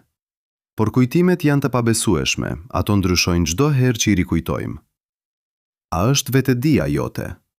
Por çfarë është vetëdia? Dhe çfarë ndodh gjatë gjumit të thellë kur nuk ka asnjë përvojë subjektive? Disa filozofë argumentojnë se identiteti personal është një iluzion. Nuk ka një vetë të qëndrueshme që ekziston përmes kohës. Ka vetëm një seri momentesh të ndërgjegjes që janë të lidhura përmes kujtimeve dhe vazhdimësisë fizike. Çdo moment përbën një person të ndryshëm, por këto persona janë aq të ngjashëm sa krijojnë iluzionin e vazhdimësisë. Kjo perspektivë, e njohur si teoria e tufës së identitetit personal, Është mbështetur nga filozofë si David Hume dhe Derek Parfit. ajo bën kuptim në kontekstin e universit blok. Nëse të gjitha momentet e jetës tënde ekzistojnë njëkohësisht në hapësirën kohë, atëherë çdo moment është një entitet i veçantë. Ajo që e bën ty nuk është një vetë e qëndrueshme që udhton përmes kohës, por modeli i marrëdhënieve midis këtyre momenteve. Por kjo lë shumë pyetje pa përgjigje. Nëse nuk ka një vetë të qëndrueshme, atëherë çfarë është duke lehtësuar këto fjalë tani? Çfarë është duke përjetuar këtë moment? Kjo duket të kërkojë një lloj vazhdimësie që teoria e tufës nuk mund ta ofrojë plotësisht. Le të kthehemi tani te një nga implikacionet më praktike të universit blok. Çfarë do të thotë kjo për udhëtimin në kohë? Nëse e kaluara dhe e ardhmja ekzistojnë njëkohësisht, a është e mundur të udhëtosh në to? Fizika moderne sugjeron se në parim, po. Ekuacionet e relativitetit të përgjithshëm lejojnë zgjidhje matematikore ku janë të mundshme qarqe të mbyllura kohore, Trajektore përmes hapësirës kohës që kthehen në pikën e tyre fillestare në kohë. Në vitin 1949, matematikani Kurt Gödel zbuloi një zgjidhje të tillë. A i tregoj se në një univers rrotullues, do të ishte teorikisht e mundur të udhtosh në një rreth dhe të arrish prapa në pikën tënde filestare jo vetëm në hapësirë, por edhe në kohë. Do të ktheheshe në të kaluarën tënde. Por zbatimi praktik i kësaj është pothuajse pamundur. Universi ynë nuk duket se po rrotullohet në mënyrën e kërkuar. Dhe edhe sikur të ishte, energjia e kërkuar për të ndiqur një trajektore të tillë do të ishte astronomike. Por ka zgjidhje të tjera më egzotike. Vrimat e krimbit, tunele në përhapësirën kohë që lidhin rajonet e largëta të universit mund teorikisht të përdoren për udhtim kohor nëse modifikohen në mënyrën e duhur. Në vitin 1988, fizikanti Kip Thorne dhe kolegët e tij publikuan një punim që tregonte se një vrim krimbash mund të transformohet në një makinë kohore nëse njëri fundesh i saj zhvendosej me shpejtësi afër dritës dhe më pas kthehej prapa. Por edhe kjo kërkon teknologji që është përtej çdo gjëje që mund të imagjinojmë aktualisht dhe krijon paradokse të rënda. Paradoksi më i famshëm i udhëtimit në kohë është paradoksi i gjyshit. Nëse udhëton në të kaluarën dhe vret gjyshin tënd para se babajut të linte, atëherë ti nuk do të kishe lindur kurrë. Por nëse nuk lindje kurrë, si udhëtove në të kaluarën për ta vrarë gjyshin? Kjo është një kontradiktë logjike që duket se e bën të pamundur udhëtimin në të kaluarën. Disa fizikanë argumentojnë se ligjet e fizikës vetë ndalojnë udhëtimin në të kaluarën, pikërisht për të shmangur paradokse të tilla. Ky është i njohur si parimi i mbrojtjes kronologjike i propozuar nga Stephen Hawking. Sipas këtij parimi, sa herë që përpiqemi të krijojmë një makinë kohore, diçka do të ndërhyjë për ta bërë të pamundur. Mund të jetë një grumbullim i energjisë vakum që shkatëron makinerën. Mund të jetë një kufizim themelor në ligjet e fizikës që ende nuk e kuptojmë. Por disa fizikanë argumentojnë se paradokset mund të zgjidhen përmes interpretimeve të botëve shumë fishe të mekanikës kuantike. Sipas kësaj perspektive, kur udhton në të kaluarën dhe ndryshon diçka, nuk po ndryshon të kaluarën tënde, po krijon një deg të re të realitetit, një botë paralele ku ngjarjet ndryshojnë. Në këtë botë, ti nuk linde kurrë, por në botën origjinale nga e cila erdhe, ti linde dhe udhtove në të kaluarën. Asnjë kontradikt. Kjo zgjidhje funksionon matematikisht, por krijon pyetje të reja. Nëse çdo veprim krijon deg të reja të realitetit, a nënkupton kjo se ka një numër të pafund botësh paralele që ndahen në çdo moment? Dhe çfarë ndodh me ndërgjegjen në këtë skenar? Kur udhton në të kaluarën, cila version i ndërgjegjes vazhdon në cilën botë? Këto janë pyetje të hapura në fizikë teorike, por ato ilustrojnë sa e ndërlikuar bëhet historia kur fillojmë të marrim seriozisht strukturën e hapësirës kohës. Çdo zgjidhje krijon probleme të reja, çdo përgjigje ngjall pyetje të reja.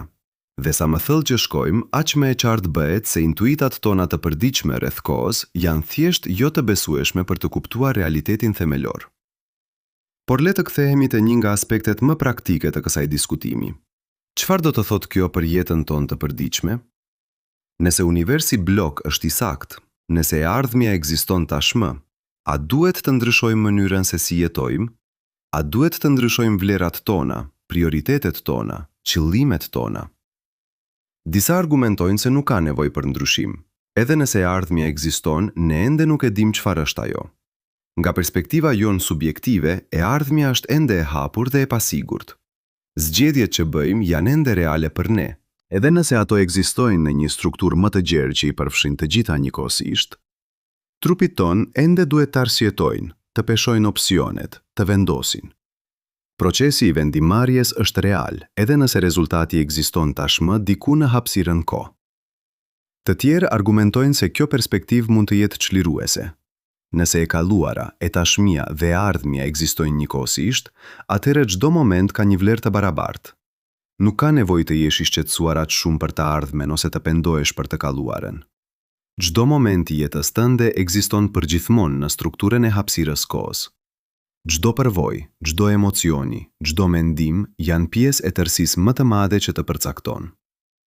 Kjo mund të tingëllojë si një formë stoicizmi, dhe në fakt, filozofia stoike ka shumë paralele me universin blok. Stoikët besonin se universi është një tërësi e bashkuar ku çdo gjë ndodh sipas një modeli të pashmangshëm. Ato mësonin pranimin e kësaj të vërtete dhe jetesën në harmoni me rendin natyror të gjërave. Por edhe stoikët besonin në përgjithësinë morale dhe zgjedhjen e lirë brenda këtij kuadri deterministik. Por ka një dimension tjetër të kësaj që duhet të shqyrtojmë. Çfarë do të thotë për dashurinë, për lidhjet tona me të tjerët? Nëse e ardhmja ekziston tashmë, nëse çdo moment i një marrëdhënie ekziston njëkohësisht në hapësirën kohë, a ndryshon kjo mënyrën se si duhet të shikojmë lidhjet tona? Kur thua unë të dua, çfarë po thua vërtet në kontekstin e universit blok? Një përgjigje është se dashuria bëhet edhe më e thellë në këtë kuadër. Nëse e gjithë historia e një marrëdhënie ekziston njëkohësisht, atëherë dashuria nuk është vetëm një ndjenjë kalimtare që përjetohet në momente të izoluara. Ajo është një model i marrëdhënieve që shtrihet përgjatë linjave botërore në hapësirën kohë. Një strukturë ndërturur që përcakton të dy personat e përfshirë. Çdo moment i dashurisë, çdo vepër e mirësisë, çdo moment i lidhjes ekziston përgjithmonë si pjesë e këtij modeli. Por kjo na sjell te një nga pyetjet më të dhimbshme. Çfarë ndodh kur dikush që duam vdes? Në përvojën tonë subjektive, ata janë zhdukur, por në universin blok, ata ende ekzistojnë në të gjitha momentet e jetës së tyre. Ata janë ende atje, në strukturën e hapësirës kohës, të përjetshëm në çdo moment që kemi ndarë me ta. Kjo mund të jetë një burim ngushëllimi, por edhe dhimbje. Ngushëllim sepse në një kuptim ata nuk janë zhdukur vërtet. Dhimbje sepse ne nuk mund t'i arrijim ata.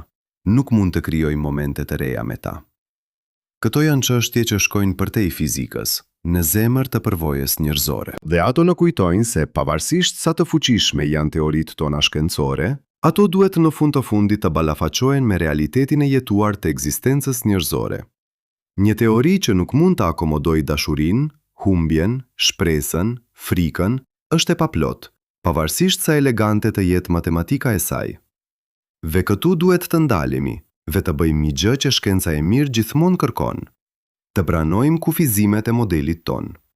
Sepse universi blok, sado bindës të jetë, mbetet një model, një përshkrim matematik i realitetit, jo realiteti vetë. Dhe si çdo model, ai ka kufizimet e veta, vendet ku thihet, pyetjet që nuk mund t'i përgjigjet.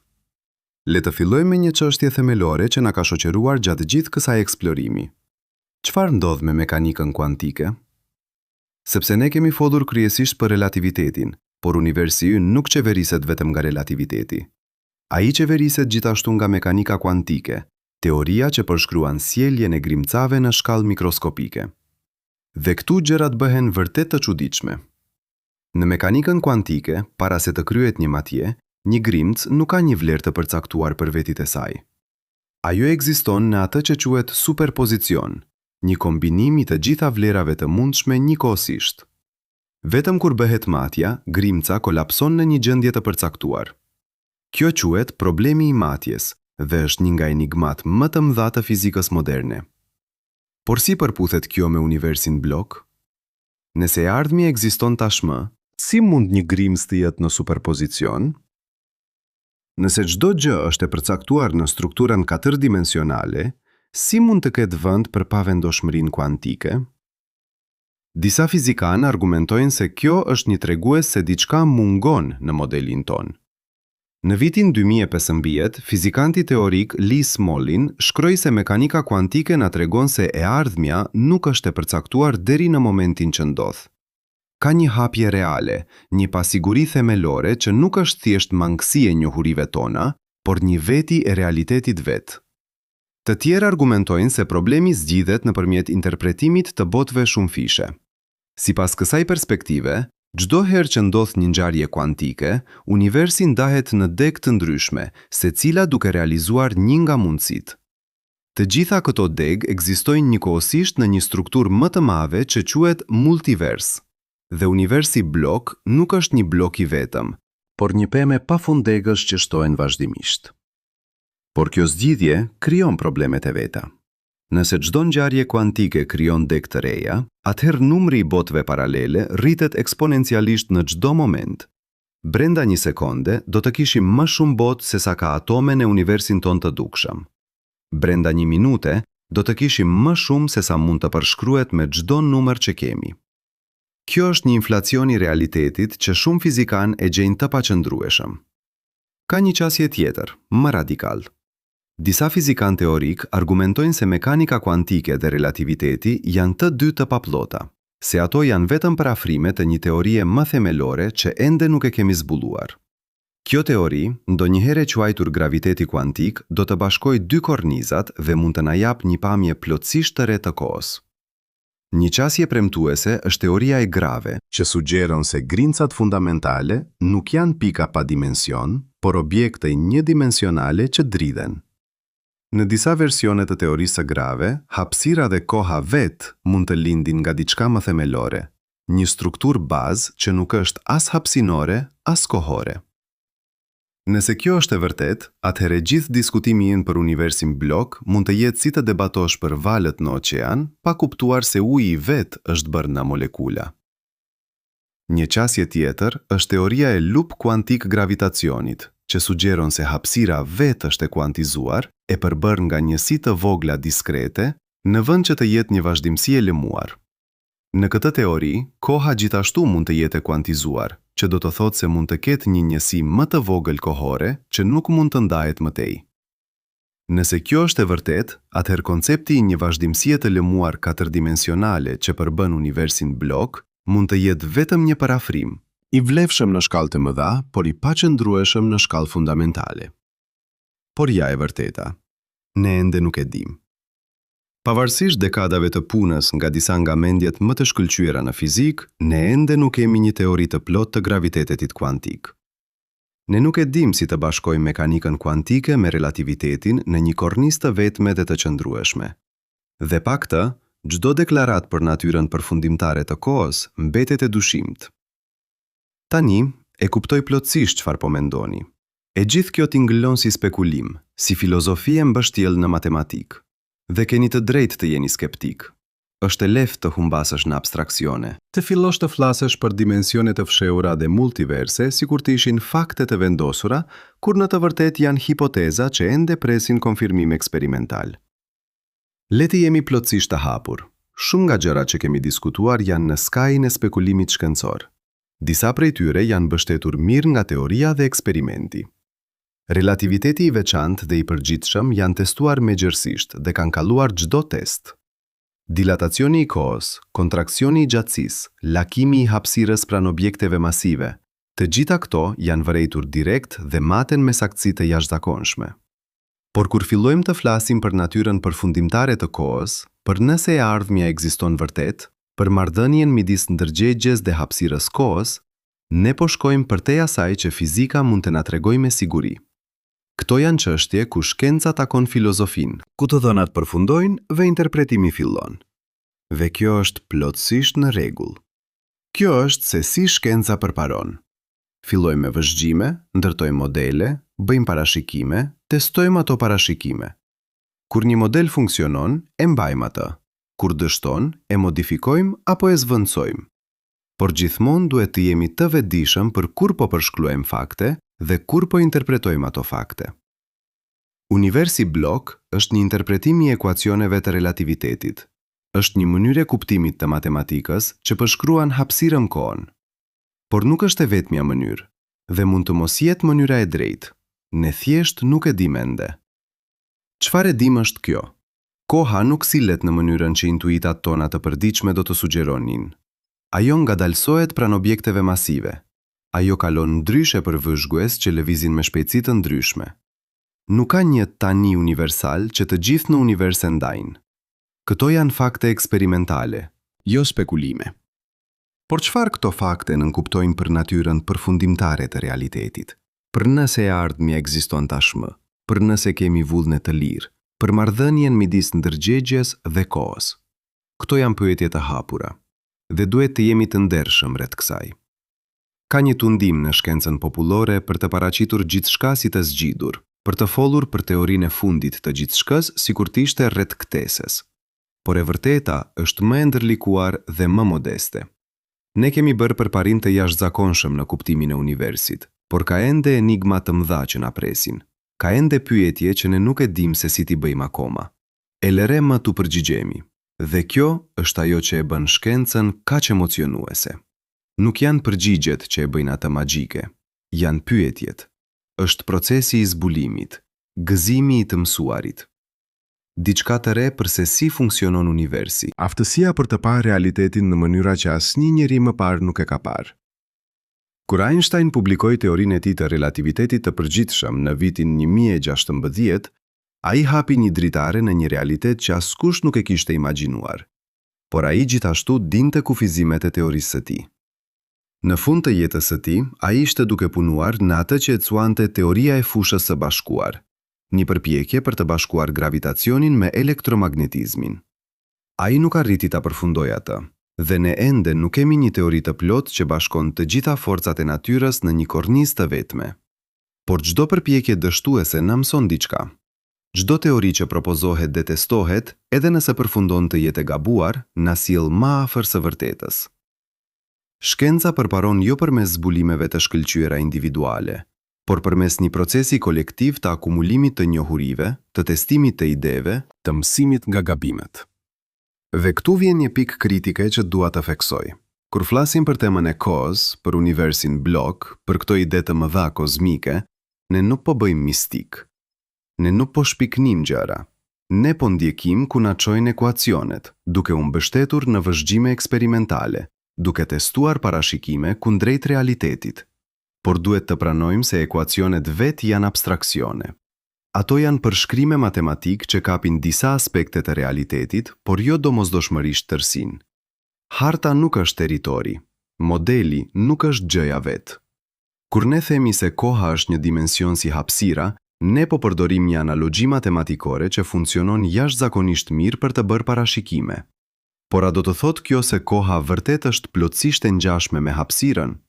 Apo ekuacionet po kapin diçka më delikate, një strukturë që përngjasojmë me hapësirën, sepse kjo është mënyra më e mirë që kemi për ta konceptualizuar atë? Këto janë pyetje që shkojnë në zemër të asaj që nënkupton të bësh fizik teorike, dhe përgjigjet nuk janë gjithmonë të qarta. Le të shqyrtojmë një shembull konkret të vendit ku modeli ynë bie në vështirësi.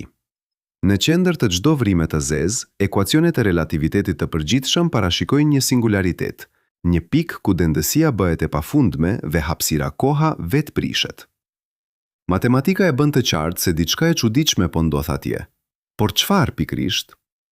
Shumica e fizikanëve besojnë se singularitetet nuk ekzistojnë vërtet. Ato janë artefakte të teorisë, shenja se relativiteti i përgjithshëm bie në vështirësi në shkallë shumë të vogël ku efektet kuantike bëhen të rëndësishme. Për të kuptuar vërtet se çfarë ndodh në qendër të një vrime të zezë, ne do të na duhej një teori e gravitacionit kuantik, dhe ne nuk e kemi atë ende. Në mënyrë të ngjashme, kur shkojmë mbrapa në kohë drejt fillimit të universit, arrinte Big Bang, një moment kur i gjithë universi i dukshëm ishte i ngjeshur në një vëllim infinitezimal. Ekuacionet e relativitetit të përgjithshëm sugjerojnë se kishte një singularitet fillestare. Por përsëri, kjo është gati me siguri një kufizim i teorisë, jo një përshkrim i vërtet i asaj që ndodhi. Çfarë vërtet ndodhi në momentin e parë të universit? Ne nuk e dim. Ne mund të shohim mbrapa deri në një kohë shumë të hershme, disa fraksione të një sekonde pas Big Bang, por vetë momenti fillestar mbetet i mbështjellë në mister. Dhe derisa të kemi një teori kuantike të gravitacionit, ai do të mbetet i mbështjellë. Këto kufizimet nuk e bëjnë relativitetin të pavlefshëm. Brenda gamës së tij të aplikueshmërisë, ai është një nga teoritë më të sakta që kemi. Por duhet të jemi të ndershëm rreth kufive të kësaj game. Ekziston një shkallë ku teoria nuk vlen më, ku kërkohen nocione të reja. Dhe kjo na sjell te një nga mësimet më të rëndësishme që shkenca na mëson: modestia. Aftësia për të thënë ne nuk e dim. Gatishmëria për të pranuar se teoria jon aktuale më e mirë mund të jetë e mangët. Njoja se mund të ketë dimensione të realitetit që ne ende nuk i kemi zbuluar. Në vitin 1984, fizikanti Richard Feynman mbajti një leksion të famshëm ku tha: "Mendoj të mund them me siguri se askush nuk e kupton mekanikën kuantike." Kjo nga një nga fizikanët më të shquar të shekullit të 20. Një njeri që kontriboi më shumë në zhvillimin e mekanikës kuantike se pothuajse çdo kush tjetër. Feynman nuk po thoshe se mekanika kuantike nuk funksionon. Ajo funksionon mrekulli. Ne përdorim atë për të projektuar kompjuter, lazer, pajisje mjekësore. Por pyetja e asaj që do të thotë vërtet, e asaj që po ndodh në nivel themelor kur një grimcë është në superpozicion, kjo mbetet e hapur. Në mënyrë të ngjashme, ne mund të përdorim relativitetin për të bërë parashikime të jashtëzakonshme të sakta. Por pyetja e asaj që do të thotë vërtet që koha është një dimension, e nëse e ardhmja ekziston tashmë, këto janë çështje ku fizika takon filozofinë dhe ku përgjigjet e qarta na shpëtojnë. Por ja arsyeja pse kjo është e rëndësishme? Kur njohim kufizimet e njohurive tona, kur pranojmë se ka gjëra që nuk i dim, ne po hapim hapësirë për zbulim të ri. Ne, po duke thënë se historia nuk ka përfunduar, se ka ende mistere për t'u zgjidhur, pyetje për t'u bërë, eksperimente për t'u kryer. Dhe kjo na sjell te një nga aspektet më emocionuese të fizikës moderne. Ekzistojnë eksperimente të propozuara që mund të hedhin dritë mbi disa nga këto pyetje.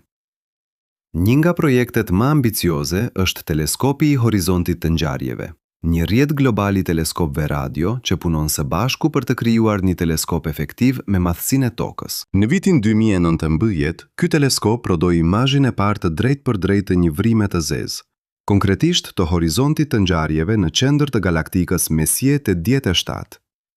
Kjo ishte një moment historik. Për herë të parë, ne pam drejt për drejt kufirin e një rajoni të hapësirës kohës ku gravitacioni është aq i fortë sa as drita nuk mund të shpëtojë. Dhe çfarë pam? Konfirmoi parashikimet e relativitetit të përgjithshëm me një saktësi të jashtëzakonshme. Por kjo është vetëm fillimi. Ndërsa teleskopi i horizontit të ngjarjeve bëhet më i sofistikuar, ai do të jetë në gjendje të vëzhgojë strukturën e hapësirës kohës pranë vrimave të zeza me detaj gjithnjë më të madh. Nëse ka devijime nga parashikimet e relativitetit, nëse ka shenja të efekteve kuantike, ai mund t'i zbulojë ato. Një projekt tjetër emocionues është observatori i valve gravitacionale me interferometer lazer, i njohur si LIGO. Ky instrument zbuloi valë gravitacionale për herë të parë në vitin 2015, duke hapur një dritare plotësisht të re në univers. Valet gravitacionale janë përshpirje në vetë strukturën e hapësirës kohës, të shkaktuara nga ngjarje katastrofike si bashkimi i vrimave të zeza apo yjeve neutrone. Duke studiuar valet gravitacionale, ne po mësojmë për strukturën dinamike të hapësirës kohës në mënyra që asnjëherë më parë nuk ishin të mundshme. Ne po testojmë relativitetin në regjime ekstreme. Dhe ne po kërkojmë për çdo shenjë se teoria bie në vështirësi, çdo indikacion se ka fizika e re që pret zbulimin. Ka gjithashtu eksperimente që shqyrtojnë natyrën e kohës në mënyra më direkte. Orët atomik janë tani aq të sakta sa mund të matin dilatacionin e kohës në shkallë centimetrash. Nëse lviz një orë atomike disa centimetra më lart në fushën gravitacionale të tokës, ajo do të ketë një ritëm paksa më të shpejtë se një orë që mbetet më poshtë. Ky dallim është i vogël, vetëm disa pjesë në 1 milion miliard, por ai është i matshëm. Këto eksperimente po duke na lejuar të testojmë relativitetin me saktësi të paprecedentuar, dhe ato po duke hapur mundësi të reja për të kërkuar për fizik përtej modelit standard, për të shqyrtuar nëse ka dimensione të fshehura të hapësirës, nëse ka ndryshime të vogla në mënyrën se si koha sillet në shkallë të ndryshme. Por për te eksperimenteve specifike, ka një pyetje më e gjerë që duhet ta bëjmë. Çfarë do të na duhej për të zgjidhur vërtet enigmën e kohës? Çfarë lloj zbulimi do të na jepte një pamje të plotë dhe përfundimtare? Përgjigjja e ndershme është: ne nuk e dim. Mund të jetë një teori e re, teorike, që bashkon mekanikën kuantike me relativitetin në një mënyrë që ende nuk kemi imagjinuar. Mund të jetë një zbulim eksperimental që zbulon një fenomen plotësisht të ri që teoritë tona aktuale nuk e parashikojnë. Mund të jetë një ndryshim në mënyrën se si mendojmë për pyetjet vetë, një njohje se kemi qenë duke bërë pyetje të gabuara gjatë gjithë kohës.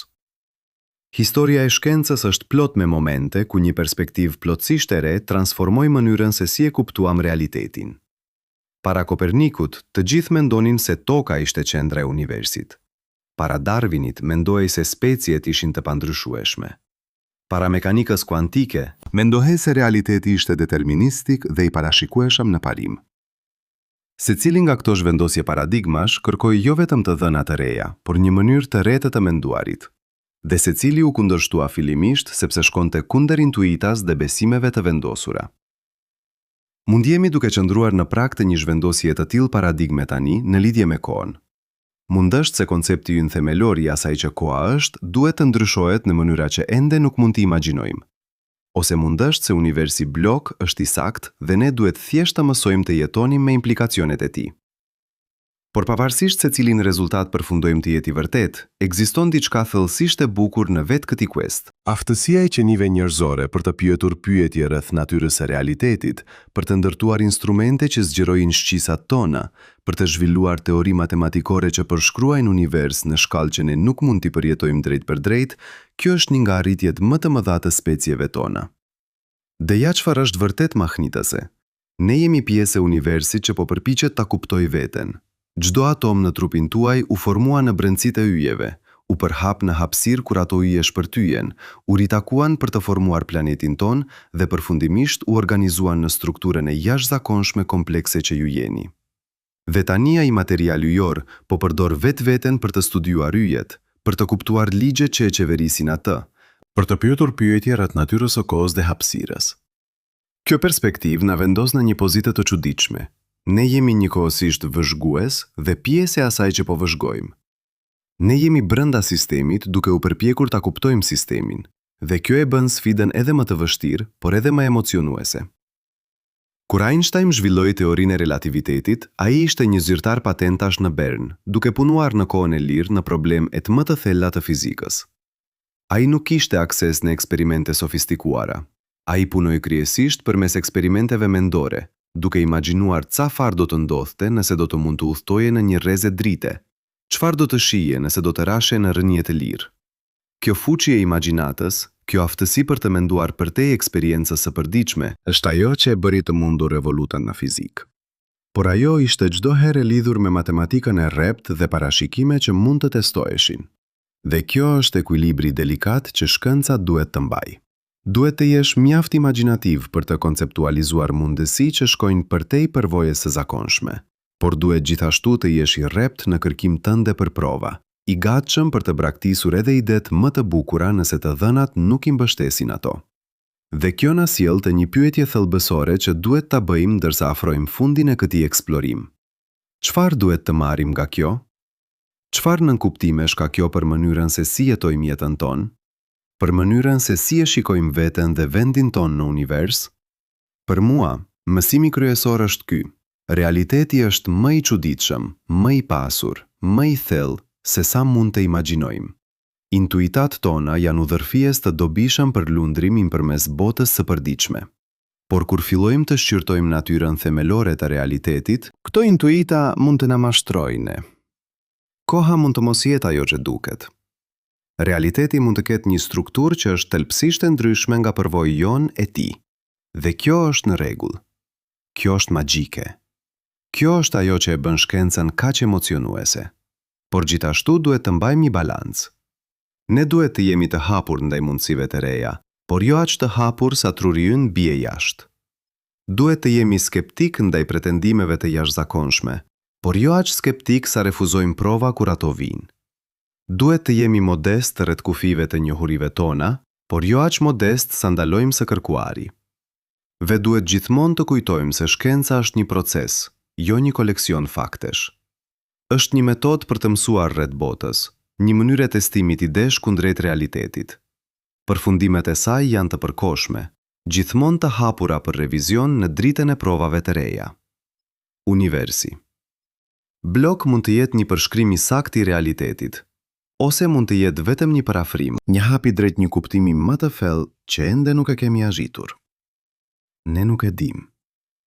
Dhe kjo pasiguri nuk është dobësi, është fuqia e shkencës. Është aftësia për të thënë ne ende nuk e dim, por po kërkojmë ta zbulojmë. Dhe ndërsa kërkojmë, ne po ndryshojmë jo vetëm njohuritë tona, por veten tone. Çdo zbulim i ri ndryshon mënyrën se si e shikojmë veten dhe vendin tonë në univers. Çdo pyetje e re që bëjmë, hap mundësi të reja për kuptim. Kështu që, ndërsa qëndrojmë këtu, në prag midis të njohurës dhe panjohurës, midis të provuarës dhe spekulimit, le të pranojmë se jemi pjesëmarrës në një nga aventurat më të mëdha që njerëzimi ka ndërmarrë ndonjëherë. Kërkimi për të kuptuar natyrën e realitetit vet. Dhe kjo kërkesë vazhdon. Në laborator në mbar botën, eksperimentet janë duke u kryer. Teleskopët po vëzhgojnë skajet e universit. Fizikanet teorik po punojnë në ekuacione. Filozofet po shqyrtojnë implikacionet. Dhe gjenerata e ardhshme e shkencëtarëve, disa prej të cilëve mund të jenë duke lehtësuar këto fjalë tani, do të çojnë këtë kërkesë më tej. Ata do të bëjnë zbulime që ne nuk mund t'i imagjinojmë. Ata do të zhvillojnë teori që ne nuk kemi konceptualizuar ende. Ata do të shohin aspektet e realitetit që për ne mbeten të fshehura. Dhe në procesin, ata do të ndryshojnë mënyrën se si e shikojmë veten dhe universin. Por pavarësisht se sa larg shkojmë, pavarësisht se sa thellë shkon kuptimi ynë, do të ketë gjithmonë enigma të reja për t'u zgjidhur, pyetje të reja për t'u bërë. Kjo është natyra e kërkesës shkencore. Çdo përgjigje ngre pyetje të reja. Çdo zbulim hap territore të reja për eksplorim. Dhe kjo është siç duhet të jetë, sepse një univers plotësisht i kuptuar do të ishte një univers i pakëndshëm. Misteri është ajo që e bën kërkesën të vlejë. Panjohuria është ajo që na shtyn përpara. Pyetjet e papërgjigjura janë ato që e bëjnë shkencën gjallë. Kështu që le të përqafojmë pasigurinë. Le të festojmë faktin se ka gjëra që ne nuk i dim.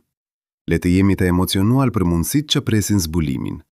Dhe le të vazhdojmë kërkesën me modesti dhe me kureshje, duke pyetur gjithmonë, testuar gjithmonë, mësuar gjithmonë.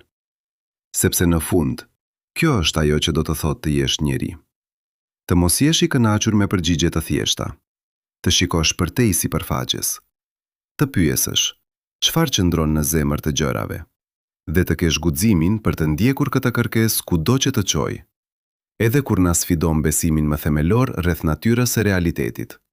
Dhe kjo guxim për të ndjekur të vërtetën kudo që ajo të çojë, na sjell te një nga çështjet më thelbësore që nuk kemi trajtuar ende plot.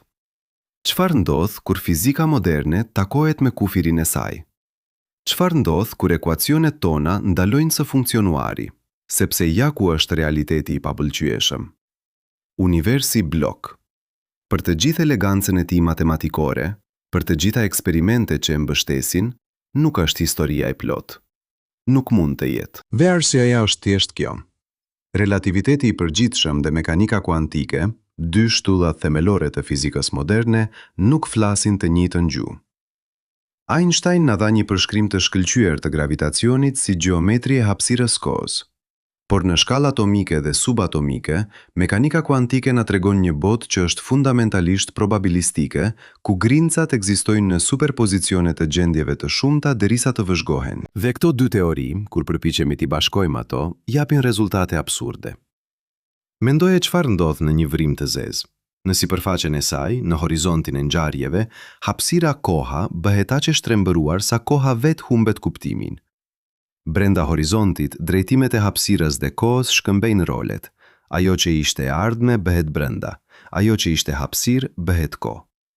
Dhe në qendrën e vrimës së zezë, sipas relativitetit të përgjithshëm, ekziston një singularitet, një pikë ku dendësia bëhet e pafundme dhe ligjet e fizikës tyhen plotësisht.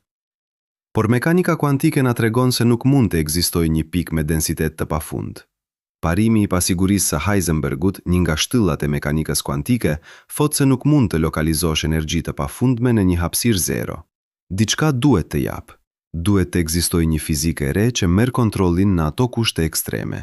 Dhe këtu hyjmë në territorin ku të dyja teoritë tona më të mira dështojnë. Në shkallë të Plankut, një largësi afërsisht 1.000.000 miliard herë më e vogël se një atom, efektet kuantike të gravitacionit bëhen dominante. Në atë shkallë, hapësira dhe koha vetë mund të bëhen kuantike, duke u bërë një shkum fluktuetuese ku konceptet tona të zakonshme humbasin tërësisht kuptimin. Fizikanet kanë punuar për dekada për të zhvilluar një teori të gravitetit kuantik që do të bashkonte relativitetin me mekanikën kuantike. Teoria e kordave është kandidatja më e famshme. Ajo propozon se grimcat themelore nuk janë pika, por kordat të vogla vibruese dhe se universi ka jo 4, por 10 ose 11 dimensione, shumica prej të cilave janë të grumbulluara aq ngushtë sa nuk mund t'i zbulojmë. Por teoria e kordave, për të gjithë bukurinë e saj matematikore, nuk ka bërë ende asnjë parashikim që mund të testohet eksperimentalisht. Ajo mbetet spekulim elegant, në pritje të konfirmimit apo mohimit nga natyrë. Ka qasje të tjera. Graviteti kuantik në lakte propozon se hapësira koha vetë është e kuantizuar, e ndërtuar nga njësi të vogla diskrete si pikselet në një ekran digital. Teoria e holografisë sugjeron se gjithë informacioni në një vëllim hapësir mund të kodohet në sipërfaqen e saj, duke nënkuptuar se dimensioni është një lloj iluzion. Ka edhe ide më radikale, si hipoteza se hapësira koha nuk është themelore fare, por është një veti emergjente që del nga diçka më themelore. Por të gjitha këto mbeten spekulime. Ne nuk e dim se cila, nëse ndonjëra, është e saktë. Dhe derisa të kemi prova eksperimentale, nuk mund të jemi të sigurt. Dhe ja ku është pika që duhet të theksojmë. Kjo pasiguri nuk është turp, ajo është shenjë ndeshmërisë intelektuale.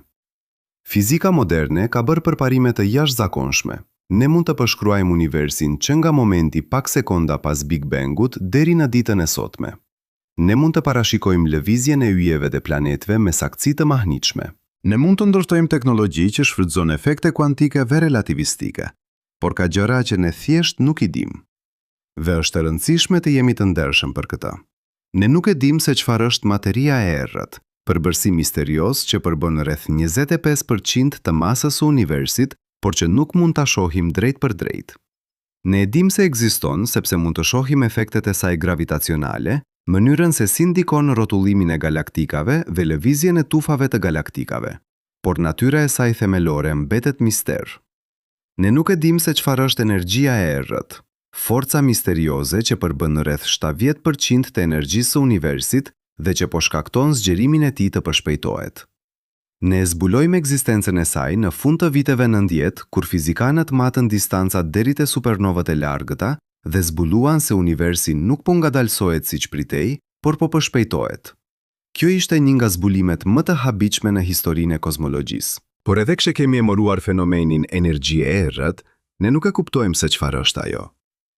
Mund të jetë një veti e vet hapësirës, një lloj energjie vakum që ekziston kudo. Mund të jetë një fushë dinamike që ndryshon me kalimin e kohës, mund të jetë diçka plotësisht tjetër që ende nuk kemi konceptualizuar. Ne nuk e dim se çfarë shkaktoi Big Bangun. Ne mund të gjurmojmë historinë e universit mbrapsht deri në një kohë kur ai ishte jashtëzakonisht i nxehtë dhe i dendur, vetëm pak sekonda pas fillimit. Por më përpara se kjo, ekuacionet tona thyen. Nuk dim se çfarë ndodhi në momentin zero, nëse ka pasur fare një moment zero.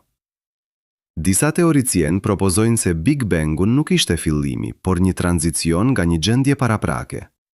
Teoria e inflacionit të përjetshëm sugjeron se universi ynë është vetëm një flusk në një oqean të pafund universish, që lindin vazhdimisht përmes proceseve inflacioniste.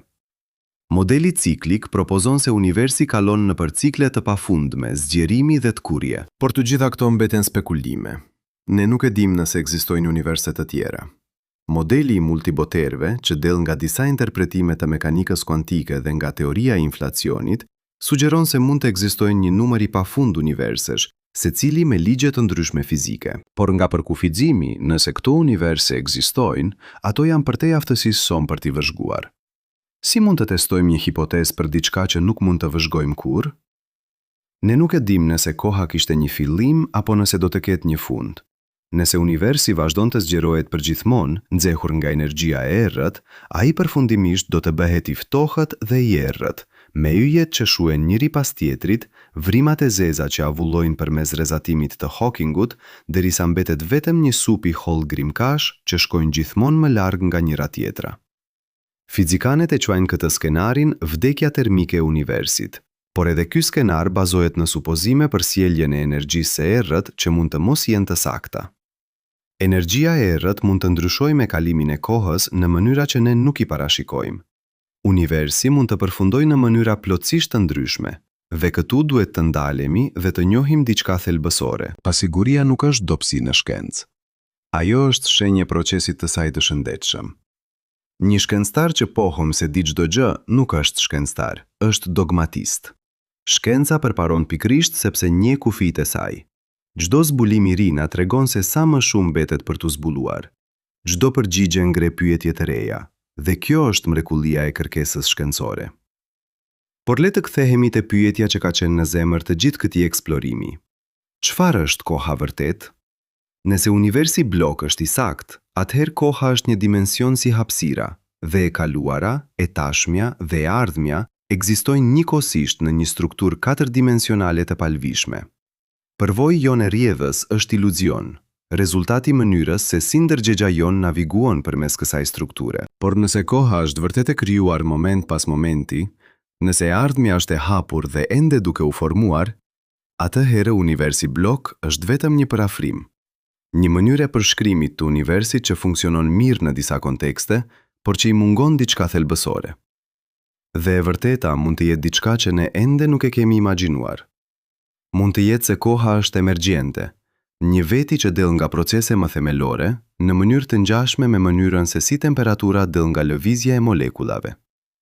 Mund të jetë se koha është një koncept që ka kuptim vetëm në shkallë makroskopike, por që humbet kuptimin në nivelet më themelore të realitetit. Disa fizikanë argumentojnë se në teorinë përfundimtare të çdo gjëje, nëse një teori e tillë ekziston, koha mund të mos shfaqet fare. Ekuacionet themelore mund të jenë të pakohës, me kohën që shfaqet vetëm si një veti emergjente ku shikon sistemin në shkallë të mëdha. Kjo ide tinglon e çmendur, por ajo ka paralele në fizikën që tashmë e njohim. Temperatura është një veti emergjente. Nuk ka kuptim të flasësh për temperaturën e një atomi të vetëm. Temperatura del nga lëvizja kolektive e miliarda atomeve. Në mënyrë të ngjashme, koha mund të jetë një veti kolektive që del nga një realitet themelor që është më tepër i ndërlikuar se sa mund të përshkruaj me konceptet tona aktuale. Por këtu duhet të jemi të kujdesshëm. Ka një linjë të hollë midis spekulimit shkencor dhe fantazisë. Shkenca kërkon ide që mund të testohen, që bëjnë parashikime specifike për eksperimente. Pak të lidhje me realitetin e vëzhgueshëm, filozofia bëhet thjesht lojë gjysore, spekulim pa bërthama. Dhe kjo na sjell te një nga mësimet më të rëndësishme të këtij eksplorimi. Ne duhet të balancojmë modestin me ambicion. Modestin për të njohur se ka gjëra që ne nuk i dim, që mund të mos i dim kurrë, por gjithashtu ambicionin për të vazhduar kërkesën, për të shtyrë kufijtë e njohurive tona gjithnjë më tej. Sepse ja ku është e mrekullueshme. Çdo herë që mendojmë se kemi arritur në kufirin e asaj që mund të njihet, dikush e kalon atë kufi. Në shekullin 19, disa fizikanë mendonin se fizika ishte pothuajse e plotë, se mbeten vetëm detaje për t'u zgjidhur. Pastaj erdhi mekanika kuantike dhe relativiteti dhe transformoi gjithçka. Në shekullin 21, ne mund të mendojmë se po i afrohemi kufive të asaj që mund të zbulohet. Por historia na tregon se jemi pothuajse me siguri gabim. Do të ketë revolucione të reja, zbulime të reja, mënyra krejtësisht të reja të menduarit që ne ende nuk i kemi imagjinuar. Dhe kjo është arsyeja pse shkenca mbetet aq emocionuese, jo sepse na jep përgjigje përfundimtare, por sepse vazhdimisht na tregon se ka më shumë për të zbuluar, më shumë për të kuptuar, më shumë për të mësuar. Le të mendojmë tani se çfarë kjo do të thotë për ju, personi që po dëgjon këto fjalë në këtë moment. Ju jeni një koleksion atomesh që u formuan në brendësi të yjeve, që u organizuan përmes proceseve të evolucionit biologjik në një strukturë të aftë për vetëdije dhe reflektim. Dhe tani, ai koleksion atomesh po mendon për natyrën e kohës, për strukturën e realitetit, për vendin e tij në univers. Ky është një nga faktet më të mahniqme të ekzistencës. Universi ka prodhuar qenie që mund ta kuptojnë atë. Jo plotësisht, jo përfundimisht, por mjaftueshëm për të ndërtuar teleskop që shikojnë miliarda vite dritë larg. Mjaftueshëm për të zhvilluar ekuacione që përshkruajnë strukturën e hapësirës kohës. Mjaftueshëm për të bërë pyetje që shkojnë në zemër të asaj që do të thotë të ekzistosh. Dhe çdo herë që shikon lart në qiellin e natës, çdo herë që mendon për momentet e kaluara apo momentet që do të vinë, çdo herë që bën një zgjedhje përse se të veprosh, ti po përjeton këtë mister në nivelin më personal. Nëse universi blok është i saktë, atëherë çdo moment i jetës tënde ekziston përgjithmonë në strukturën e hapësirës kohës. Çdo gëzim, çdo dhimbje, çdo zgjedhje që ke bërë dhe që do të bësh janë të përjetshme, të dhëndura në gjeometrinë e realitetit. Në një kuptim, ti nuk po lëviz përmes kohës. Ti ekziston si një strukturë katërdimensionale, Një zhug në për hapësirën kohë që përmban të gjithë historinë tënde nga fillimi në fund. Por edhe nëse kjo është e vërtet, ajo nuk e bën përvojën tënde më pak reale. Gëzimi që ndjeve dje, frika që mund të ndjesh nesër, dashuria që ndjen për njerëzit që kujdesesh për ta, këto janë reale në mënyrën më të thellë që mund të jetë. Ato janë pjesë e asaj që të bën ty. Dhe këtu është paradoksi i bukur. Edhe në një univers ku e kaluara, e tashmia dhe e ardhmja ekzistojnë njëkohësisht, çdo moment mbetet unik dhe i paçmuar. Çdo përvojë vazhdon të ketë vlerë. Çdo zgjedhje vazhdon të ketë peshë. Sepse nga perspektiva jote, nga brenda përvojës subjektive, ti je në këtë moment. Jo në dje, jo në nesër, por këtu, tani, duke dëgjuar këto fjalë, duke menduar këto mendime, duke qenë i vetëdijshëm për ekzistencën tënde. Dhe ajo ndërgjegje është reale, pavarësisht nga struktura më e gjerë në të cilën ekziston. Le të kthehemi te ajo pikë ku filluam këtë eksplorim. Kujto pyetjen fillestare. A ekziston e ardhmja tashmë? A është koha një iluzion? Ne kemi shqyrtuar prova nga fizika, nga filozofia, nga përvojë njerëzore. Ne kemi parë se si teoria e relativitetit të Einsteinit e sfidon kuptimin ton intuitiv të kohës. Ne kemi eksploruar universin blok dhe implikacionet e tij për natyrën e realitetit. Ne kemi pyetur pyetje rreth ndërgjegjes, zgjedhjes së lirë, kuptimit të ekzistencës. Dhe ja ku është përgjigjja e ndershme. Ne nuk e dim me siguri. Fizika na jep një model që sugjeron se koha mund të jetë një dimension si hapësira, se e kaluara, e tashmja dhe e ardhmja mund të ekzistojnë njëkohësisht në një strukturë katërdimensionale. Por ky model mund të jetë vetëm një parafrim i një realiteti më kompleks që ende nuk e kuptojmë plotësisht. Mund të jetë se e ardhmja është vërtet e hapur, duke u krijuar moment pas momenti përmes procesesh që ne ende nuk i kuptojmë. Mund të jetë se koha është emergjente, një veti që del nga diçka më themelore. Mund të jetë se realiteti është më i çuditshëm se çdo gjë që kemi imagjinuar. Por këtu është ajo që është e mrekullueshme. Pasiguria nuk e ull bukurinë e kërkesës. Nëse diçka, ajo e rrit atë. Sepse do të thotë se ka ende mistere për të zbuluar, pyetje për të bërë, territor për të eksploruar.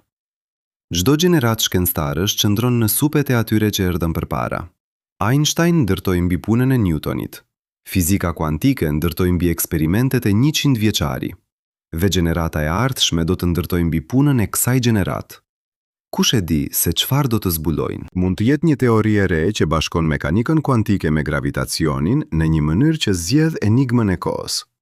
Mund të jetë një zbulim eksperimental që na dërgon në një drejtim plotësisht të papritur. Mund të jetë një perspektivë filozofike që na ndihmon të rikuadrojmë pyetjen në një mënyrë më produktive. Por pavarësisht se çfarë vjen më pas, kërkesa do të vazhdojë, sepse kjo është natyra e qenieve njerëzore. Ne nuk mund të ndalojmë së bëri pyetje. Ne nuk mund të ndalojmë së kërkuari për kuptim. Është në vetë natyrën tonë të shikojmë përtej sipërfaqes, të kërkojmë të vërtetën që qëndron poshtë. Dhe çdo herë që bëjmë një zbulim të ri, çdo herë që shpjegojmë diçka që më parë ishte mister, ne ndryshojmë jo vetëm njohuritë tona, por veten tonë. Ne shohim veten dhe vendin tonë në univers në dritë të re. Kështu që ndërsa qëndrojmë këtu, në këtë moment specifik, në këtë koordinat të hapësirës kohës, le të marrim një moment për të vlerësuar sa larg kemi ardhur. Nga primatët e hershëm që shikuan lart në yjet me habi por pa kuptim, në civilizimin modern që mund të mas përkuljen e hapësirës kohës rreth vrimave të zeza, që mund të zbulojë valë gravitacionale nga ngjarje që ndodhen miliarda vite më parë në galaktika të largëta. Ne kemi ndërtuar instrumente që zgjerojnë shqisat tona në shkallë që ishte e paimagjinueshme vetëm një shekull më parë. Ne kemi zhvilluar matematikën që na lejon të përshkruajmë struktura që nuk mund t'i vizualizojmë drejt për drejt. Ne kemi krijuar një metodën shkencore, që na lejon të testojmë idetë tona kundrejt realitetit dhe të ndërtojmë një kuptim kumulative të botës. Dhe gjithçka erdhi nga kurioziteti, nga dëshira për të ditur, nga refuzimi për të kënaqur me përgjigje të thjeshta kur pyetje më të thella presin. Le të mendojmë për Einstein përsëri. Kur ai ishte një djalë i ri, ai imagjinoi se çfarë do të ishte të udhtoje në një rrezë drite. Ky eksperiment mendor i thjesht, kjo pyetje fëmijërore, përfundimisht ecoi në teorinë e relativitetit, në një revolucion të kuptuarit ton të hapësirës dhe kohës. Çfarë eksperimentesh mendore po kryejnë fëmijët e sotëm? Çfarë pyetjesh po bëjnë ata që do të çojnë në revolucionet e ardhshme? Ne nuk e dim, por ajo që dim është kjo. E ardhmja e shkencës, e ardhmja e kuptimit ton të realitetit, varet nga aftësia jon për të ruajtur atë kuriozitet, atë habi, atë gatishmëri për të pyetur pyetje që mund të duken të çuditshme apo naiv. Sepse shpesh janë pikërisht ato pyetje më të thjeshta që na çojnë më thellë. Çfarë është koha? Çfarë është hapësira? Çfarë është vetëdia? Pse ekziston diçka në vend të asgjëje? Këto janë pyetje që njerëzit kanë bërë për mijëra vite, dhe ndërsa kemi bërë përparim, ndërsa kemi mësuar shumë, misteret thelbësore mbeten. Dhe kjo është e bukur, sepse një univers plotësisht i kuptuar do të ishte një univers ku nuk do të kishte më asgjë për të zbuluar. Do të ishte një univers statik, i mbyllur, përfundimtar. Por universi në të cilin jetojmë nuk është kështu. Është dinamik, i hapur, plot me mistere që presin zbulimin. Dhe ti je pjesë e këtij universi. Të gjitha atomet në trupin tënd, të gjithë energjia që të mban gjallë, të gjithë mendimi që po procesosh këto fjalë, të gjitha janë pjesë e një tërësie më të madhe që shtrihet nga fillimi i kohës, nëse ka pasur një fillim, deri në të ardhmen e largët, nëse ka një të ardhme për të arritur. Ti nuk je vetëm një vëzhgues i këtij universi, ti je pjesë e tij. Ti je mënyra e universit për t'u njohur me veten. Dhe kjo perspektivë, kjo njohje e ndërlidhjes midis vetes dhe kosmosit, është një nga dhuntit më të mëdha që shkenca mund të ofrojë. Kështu që kur shikon lart në yjet sonte, kujto këtë. Drita që sheh u nda nga ato yje vite, shekuj, madje miliona vite më parë. Ti po shikon në të kaluarën, duke parë univers siç ishte, jo siç është tani. Dhe në atë kuptim, ti je një makinë kohore. Çdo herë që shikon mjaftueshëm larg, ti po shikon prapa në kohë. Por edhe më mahnitëse është kjo. Ato yje që shikon janë të bëra nga i njëjti material si ti. Hidrogjeni që digjet në zemrat e tyre është i njëjti hidrogjeni që ekziston në çdo qelizë të trupit tënd. Elementi i oksigjenit që merr frym u krijua në brendësi të yjeve masiv që më pas shpërtyen. Karboni që formon bazën e gjithë jetës u prodhuar në procese nukleare që ndodhen miliarda vite më parë. Ne jemi literalisht fara e yjeve. Dhe ky është një fakt shkencor, i bazuar në prova të forta nga spektroskopia, astrofizika, kimia nukleare. Por ai ka gjithashtu një bukuri poetike që kalon përtej fakteve të ftohta. Kjo lidhje midis njeriut të vogël dhe kosmosit të pafund është një nga temat e mëdha të filozofisë dhe shkencës. Ne jemi të vegjël, qenie që jetojmë për një kohë të shkurtër në një planet të vogël që rrotullohet rreth një illi mesatar në një galaktik që është vetëm 1 nga miliarda në univers. Por njëkohësisht, ne jemi të mëdhenj. Ne jemi aftë të kuptojmë këtë univers. Ne mund të shkruajmë ekuacione që përshkruajnë lëvizjen e galaktikave dhe sjelljen e grincave subatomike. Ne mund të pyesim pyetje për natyrën e kohës, strukturën e hapësirës, origjinën e gjithçkaje. Kjo është një nga paradokset e ekzistencës njerëzore. Ne jemi njëkohësisht të parëndësishëm dhe të rëndësishëm, të vogël dhe të mëdhenj, kalimtar dhe të lidhur me diçka që vazhdon përtej nesh. Dhe kjo na sjell te pyetja përfundimtare. Çfarë do të thotë gjithë kjo për mënyrën se si duhet të jetojmë jetën tonë? Nëse universi blok është i saktë, nëse çdo moment i jetës tënde ekziston përgjithmonë në strukturën e hapësirës kohës, atëherë çdo zgjedhje që bën ka një rëndësi të përjetshme. Mënyra se si trajton njerëzit, punët që bën, dashuria që jep, këto të gjitha bëhen pjesë e tapiqerisë së përjetshme të realitetit. Por edhe nëse e ardhmja është vërtet e hapur, edhe nëse jemi duke e krijuar atë moment pas momenti, e njëjta gjë vlen. Zgjedhjet tona rëndojnë, veprimet tona kanë pasoja. Jeta që jetojmë është e rëndësishme. Në një kuptim, nuk ka rëndësi se cila interpretimi i kohës është i saktë. Në të dy rastet, ne kemi përgjegjësi për mënyrën se si jetojmë. Në të dy rastet, momentet që përjetojmë janë reale dhe të vlefshme. Në të dy rastet, dashuria që japim, ndihma që ofrojmë, bukuria që krijojmë, janë pjesë e asaj që na përcakton. Dhe ndoshta kjo është mësimi përfundimtar i këtij eksplorimi, që pyetjet më të thella rreth natyrës së realitetit përfundimisht na kthejnë te vetja. Që kërkesa për të kuptuar universin është gjithashtu kërkesë për të kuptuar veten. që shkenca dhe filozofia në nivelet më të thella janë mënyra të shqyrtimit të asaj që do të thotë të jesh njeri. Pra çfarë është koha? Është misteri që vazhdon të na sfidojë, të na inspirojë, të na shtyjë të kërkojmë më thellë. Është dimensioni përmes të cilit përjetojmë realitetin, pavarësisht se si ajo strukturohet themelin falsisht. Është kuadri në të cilin jetojmë jetën tonë, bëjmë zgjedhjet tona, krijojmë kujtimet tona. Dhe ndoshta kjo është mjaftueshëm. Ndoshta nuk kemi nevojë për një përgjigje përfundimtare. Për të gjetur kuptim dhe bukurinë e kërkesë, ndoshta vetë kërkesa është ajo që na bën njerëzor. Ndoshta pyetjet janë më të rëndësishme se përgjigjet. Sepse në fund, ekzistojmë në këtë moment. Jo dje, jo nesër, por tani. Dhe ky moment, këtu dhe tani që po përjeton, është i vetmi moment që ke ndonjëherë qasje direkte. E kaluara jote ekziston vetëm në kujtesë, e ardhmja jote ekziston vetëm në imagjinat. Por ky moment është real, i prekshëm, i pamohueshëm. Kështu që ndërsa vazhdojmë kërkesën tonë për të kuptuar natyrën e kohës, për të zbuluar strukturën e realitetit, le të mos harrojmë të jetojmë në këtë moment. Le të jemi të pranishëm për njerëzit përreth nesh, për bukurinë e botës, për mrekullisë e ekzistencës. Sepse pavarësisht se koha është një dimensi si hapësira apo një rrjedh që krijon të ardhmen moment pas momenti, pavarësisht se e ardhmja ekziston tashmë apo është ende duke u formuar, një gjë mbetet e vërtet. Ti ekziston. Ti je këtu. Ti je i vetëdijshëm. Dhe kjo është një mrekulli që të i kalon çdo teori, çdo ekuacion, çdo model që mund të ndërtojmë. Universi ka prodhuar lule që lullzojnë për një stin dhe pastaj vishen. Ka prodhuar yje që shkëlqejnë për miliarda vite dhe pastaj shuan. Ka prodhuar galaktika që rrotullohen përmes hapësirës kohës në një valle kozmike. Dhe ka prodhuar ty, një qenie e aftë të mendoj për të gjitha këto, të pyes pse, të kërkoj kuptim. Kjo është dhurata jote dhe përgjegjësia jote, të jesh i vetëdijshëm për këtë univers të jashtëzakonshëm në të cilin ekziston, të kontribuosh në kuptimin e tij, të jetosh një jetë që pasqyron thellësinë dhe bukurinë e misteres që të rrethon. Dhe ndërsa përfundojmë këtë eksplorim, kujtojmë këtë. Çdo fund është gjithashtu një fillim. Çdo përgjigje që gjejmë hap pyetje të reja.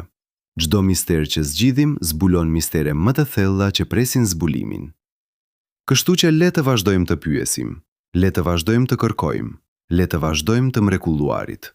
Sepse në këtë kërkesë, në këtë pyetje të pafundme, ne gjejmë diçka që të i kalon çdo përgjigje përfundimtare. Gjejmë kuptim, bukuri dhe një lidhje me diçka që është më e madhe se ne vetë. Koha mund të jetë një iluzion, ajo mund të jetë reale, ajo mund të jetë diçka plotësisht tjetër nga ajo që imagjinojmë, por pavarësisht se çfarë është ajo, ne jemi këtu, tani, në këtë moment të jashtëzakonshëm të vetdijes dhe ekzistencës. Dhe kjo, në fund të fundit, është gjëja më e mrekullueshme.